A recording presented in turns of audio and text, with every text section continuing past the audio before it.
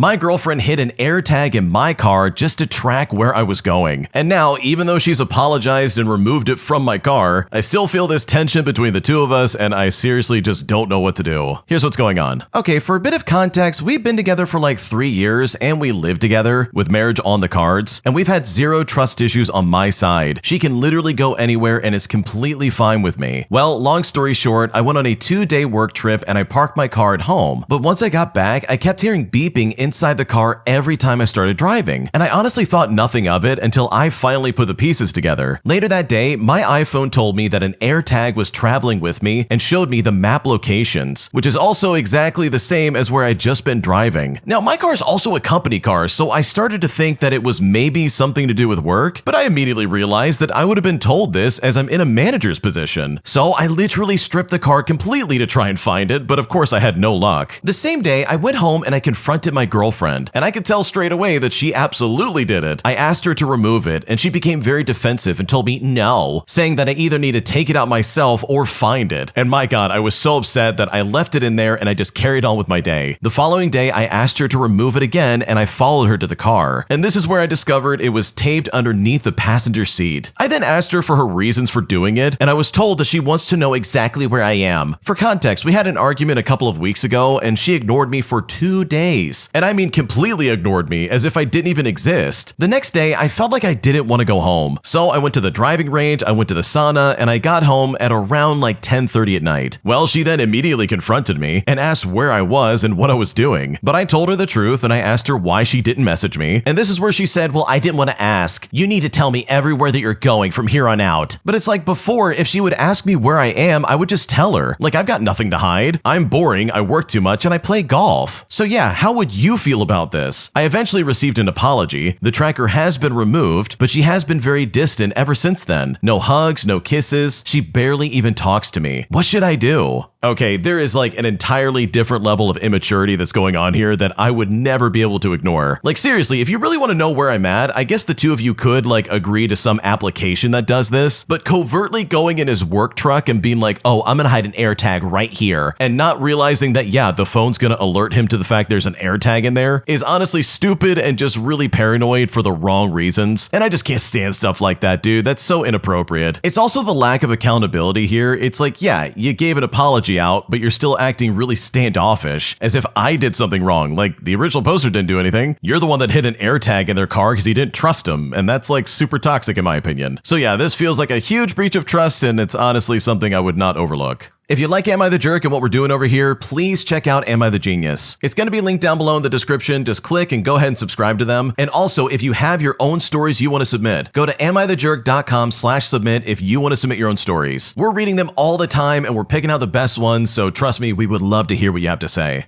Am I the jerk for telling a coworker to not go through my notebook after she literally read it and repeated what I wrote when we were at work? Because it really felt invasive, and honestly, I just did not like it. And at this point, I don't know if I made a mistake. Here's what happened. Okay, so I work in a small office where most of us just share our supplies. Nothing is officially assigned, but people tend to respect what belongs to who. Now, I keep a very specific notebook on my desk where I write down ongoing tasks and ideas. It's not anything confidential. It's just personal organization that helps me stay on track. Well, last week I came back from lunch and I noticed my notebook had been moved. At first I thought I had just like forgotten where I left it, but when I opened it, I saw a few pages flipped open, as well as a sticky note inside that I definitely did not put there. Later that afternoon, a coworker casually mentioned something I had written in the notebook as if it were somehow common knowledge. And that's when it finally clicked that she had gone through my stuff. Now, I gotta be honest, I felt really uneasy about it. Even if the content was not private in a strict sense, it still felt very intrusive. The next day I spoke to her and I said, hey, I would prefer if you didn't look through my things without asking first. And when I said this, she seemed really surprised and said, oh, I thought it was fine since we all share materials. And she said that she was just trying to find information related to a project. She also said I was overreacting because it was just a notebook and not anything too sensitive. So seriously, I'm not really sure if I handled this the right way. I didn't want to let it slide because it really did bother me, but I also did not intend to create friction. So seriously, am I the jerk for calling her out on this? Because right now, I'm not sure if I made a mistake. Okay, in my opinion, I don't think the original poster is the jerk here. I totally understand the notion of like, oh, we share our supplies, it's not a big deal, right? But it's like, sure, okay, that's totally fair, but I'm not about to go through my coworker's desk and be like, oh, let me find that one thing for the project I'm working on. Like, no, I'm gonna ask the person about it and be like, hey, do you have that thing for the project? It's like, yeah, we share our supplies, but it doesn't mean I'm gonna rifle through someone else's stuff and be like, oh, let me find this real quick. Like, that just seems really intrusive, and I totally understand where the original poster is coming from. So on that end, I think you had every right to establish some kind of boundary with this coworker, because yeah, they should not have been going through your stuff, and I think that was very unprofessional for them to do. My boyfriend is literally weaponizing his incompetence in a way that is really frustrating, because right now I feel like I'm losing it and I just don't know what to do. Here's what's currently going on. So my boyfriend and I have been living together for about a year now, and for reference, he moved into my apartment. And it has been amazing, don't get me wrong, but recently I've begun to notice more and more instances of just flat out incompetence from him that are either new or no longer explainable by him, where he can say, oh, I'm just new to the apartment. Some examples being me asking him to put away our mop and him saying, oh, I don't know where it goes. Or if I'm cleaning and I ask him if he could just finish by mopping the floors. And after I asked him later that day if he did it, he said he looked everywhere and couldn't find the mop. And this was literally shortly after the last incident where he ended up putting the mop away himself. More examples are me asking if he could vacuum our bedroom and him playfully saying, I don't know her, yet still not doing it. He does the playful saying of, oh, I don't know him, her, or what thing, and then proceeding to not do it more and more often. I'm honestly just looking for a way to confront this behavior as soon as possible, because it really feels like when I get frustrated with him when he does this stuff, he acts the part harder and doubles down that he genuinely doesn't know what he's doing. When I refuse to help him though, he simply does it wrong or just doesn't do anything at all. I can't help walking him through basic tasks, having to keep tabs on everything in the apartment that needs to be done myself, and keep doing everything for 2 people by myself. What should I do?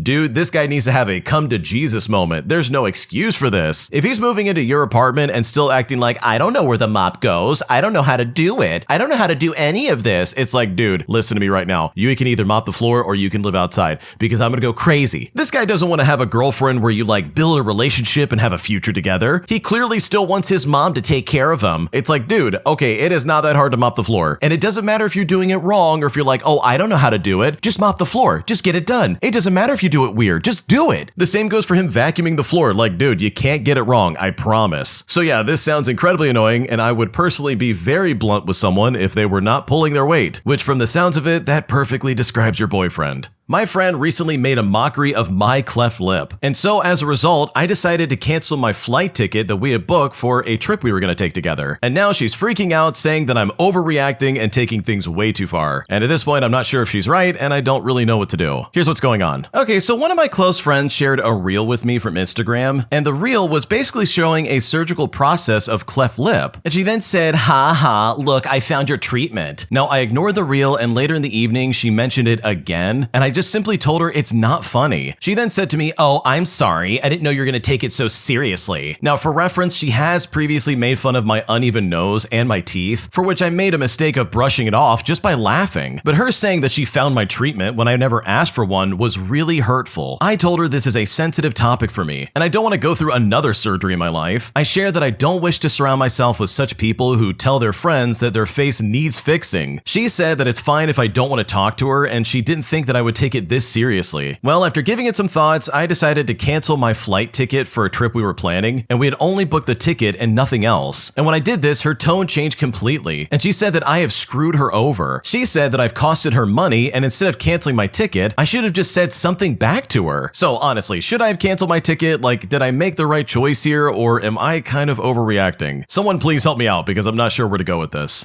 Okay, in my opinion, if you're making fun of someone's like physical appearance like that and saying, oh yeah, I found your treatment, then dude, you're a terrible person. Like, you really just don't do that to people. That's really unfair and very unkind. And to me at least, like, this is a good marker of like whether or not someone's a good friend. Because if they're constantly taking shots of the way you look and being like, oh wow, you're so ugly, calling out how your teeth are crooked, your nose is crooked, and about your cleft lip, which I'm sure you know all about, like that's the mark of a terrible person and an even worse friend. So I know for a fact if I was in your shoes and I started to experience this, I would probably cancel my flight as well. I wouldn't deal with that for a second. Because why should you go on vacation with someone like this? Seriously, I wouldn't want to spend time around that. So in my opinion, I think you did the right thing. Today, I need to confess that I cheated on my wife less than a year into our marriage, and as a result, I destroyed everything in my life and I'm still trying to pick up the pieces. Here's what happened. Okay, to start things out, my wife and I had been together for almost 10 years before we married. Looking back now, there were cracks long before the wedding, and it's mostly just all around money. She owed me thousands of dollars. She had credit card debt, there were buy now, pay later balances, and there would regularly be money taken out from our joint accounts without telling me. It happened enough times that it became normal,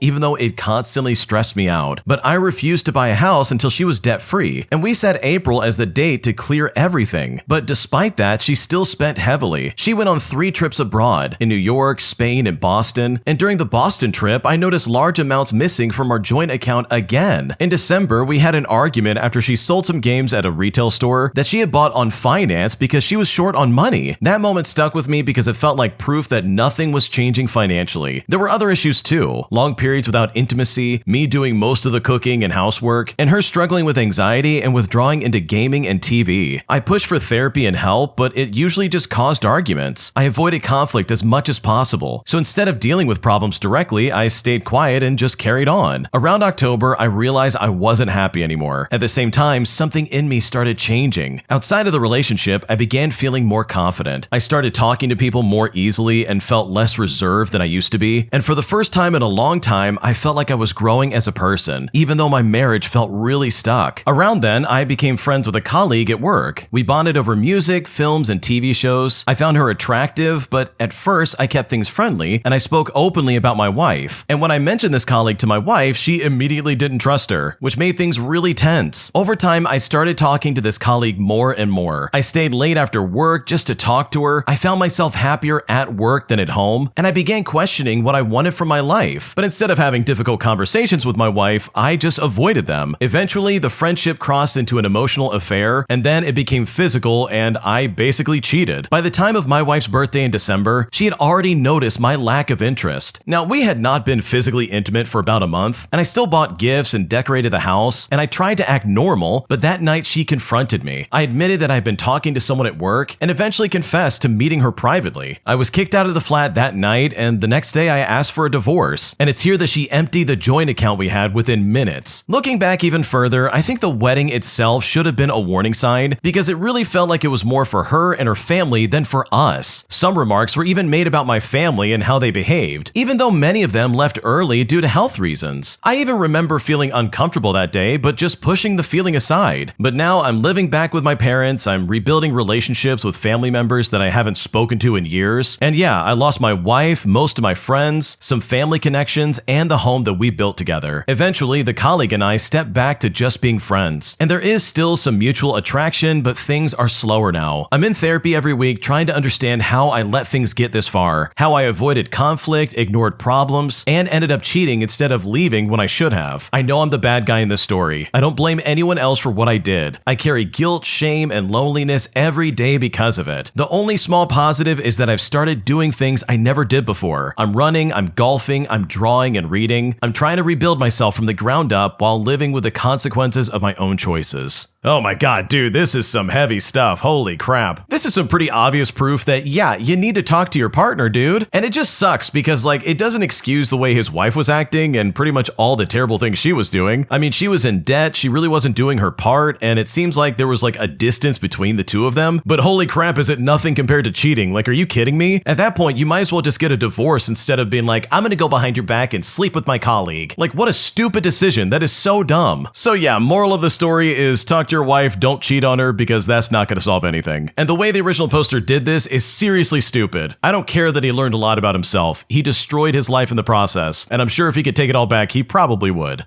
Today, I had one of the weirdest customers while I was driving Uber who demanded that I, a massage therapist, give her a 50% discount, all because she gave me a $5 tip for her Uber ride. Which, once I said no to her, she gave me a 1-star review, which really seems unnecessary and kind of pisses me off. Here's what happened. Okay, so today was a bit of a curveball, but just stay with me. Just to provide some backstory, I am primarily a massage therapist, but I am new to Corpus Christi, and because of that, I'm trying to build my client list, but also meet new people and explore the city along the way. So I figured driving for Uber would be a good way to make some side cash, but also help me in those regards as well. So with that being said, I have that I'm a massage therapist in my Uber bio, as well as inside the car, just in case my riders are ever curious, which surprisingly, lots of them are, or at least ask about it in some regard. Now, let's get back to this wild story, because this morning I was driving and my second pickup of the day was this woman from the airport. And I've got to say, she was really kind and really bubbly. She was visiting for the week for work and I was dropping her off at her hotel. The ride was about 20 minutes long, so during the ride we chatted about Corpus Christi and also about me being a massage therapist. It was a very normal flowing conversation, and honestly, I thought it was going smooth. The ride ended, she grabbed my info, and we said bye and I went on to another rider. Well, maybe a few hours went by and I get a text message from her, and again, this is nothing odd. She then proceeds to ask about the massages more in depth and ask about pricing, and when I throw her my menu, her next text is really wild. She straight up said word for word, "So since I left you like a $5 tip this morning, is there any way you can hook me up with a 50% off massage?" And no joke, I laughed out loud hard, but I kept it professional and I just replied by saying, "Well, I'm sorry. I appreciate the tip and that's very kind of you, but I simply can't do 50% off of a 1-hour full body massage. The best I can do is maybe add on a hot stone package as a thank you for the tip, but that's about it." Now, when I said this, she responded back by saying, "Well, that is super unprofessional of you. I was kind enough to give you a $5 tip for this morning's drive, and I'm giving you business. You should be thankful. If you don't do right by me, I'll make sure you get a proper 1-star review if this is how you are going to treat people." So, as you can imagine, she straight up gave me a 1-star review shortly after that, and I am utterly in disbelief. I don't understand the audacity of some people because I literally did nothing wrong.